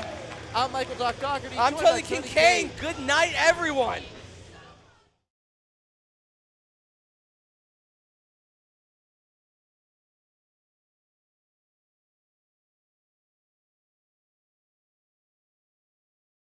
Sidekick Media Services. We are your sidekick in business for social media, video production, and more. Find out more at sidekickmediaservices.com.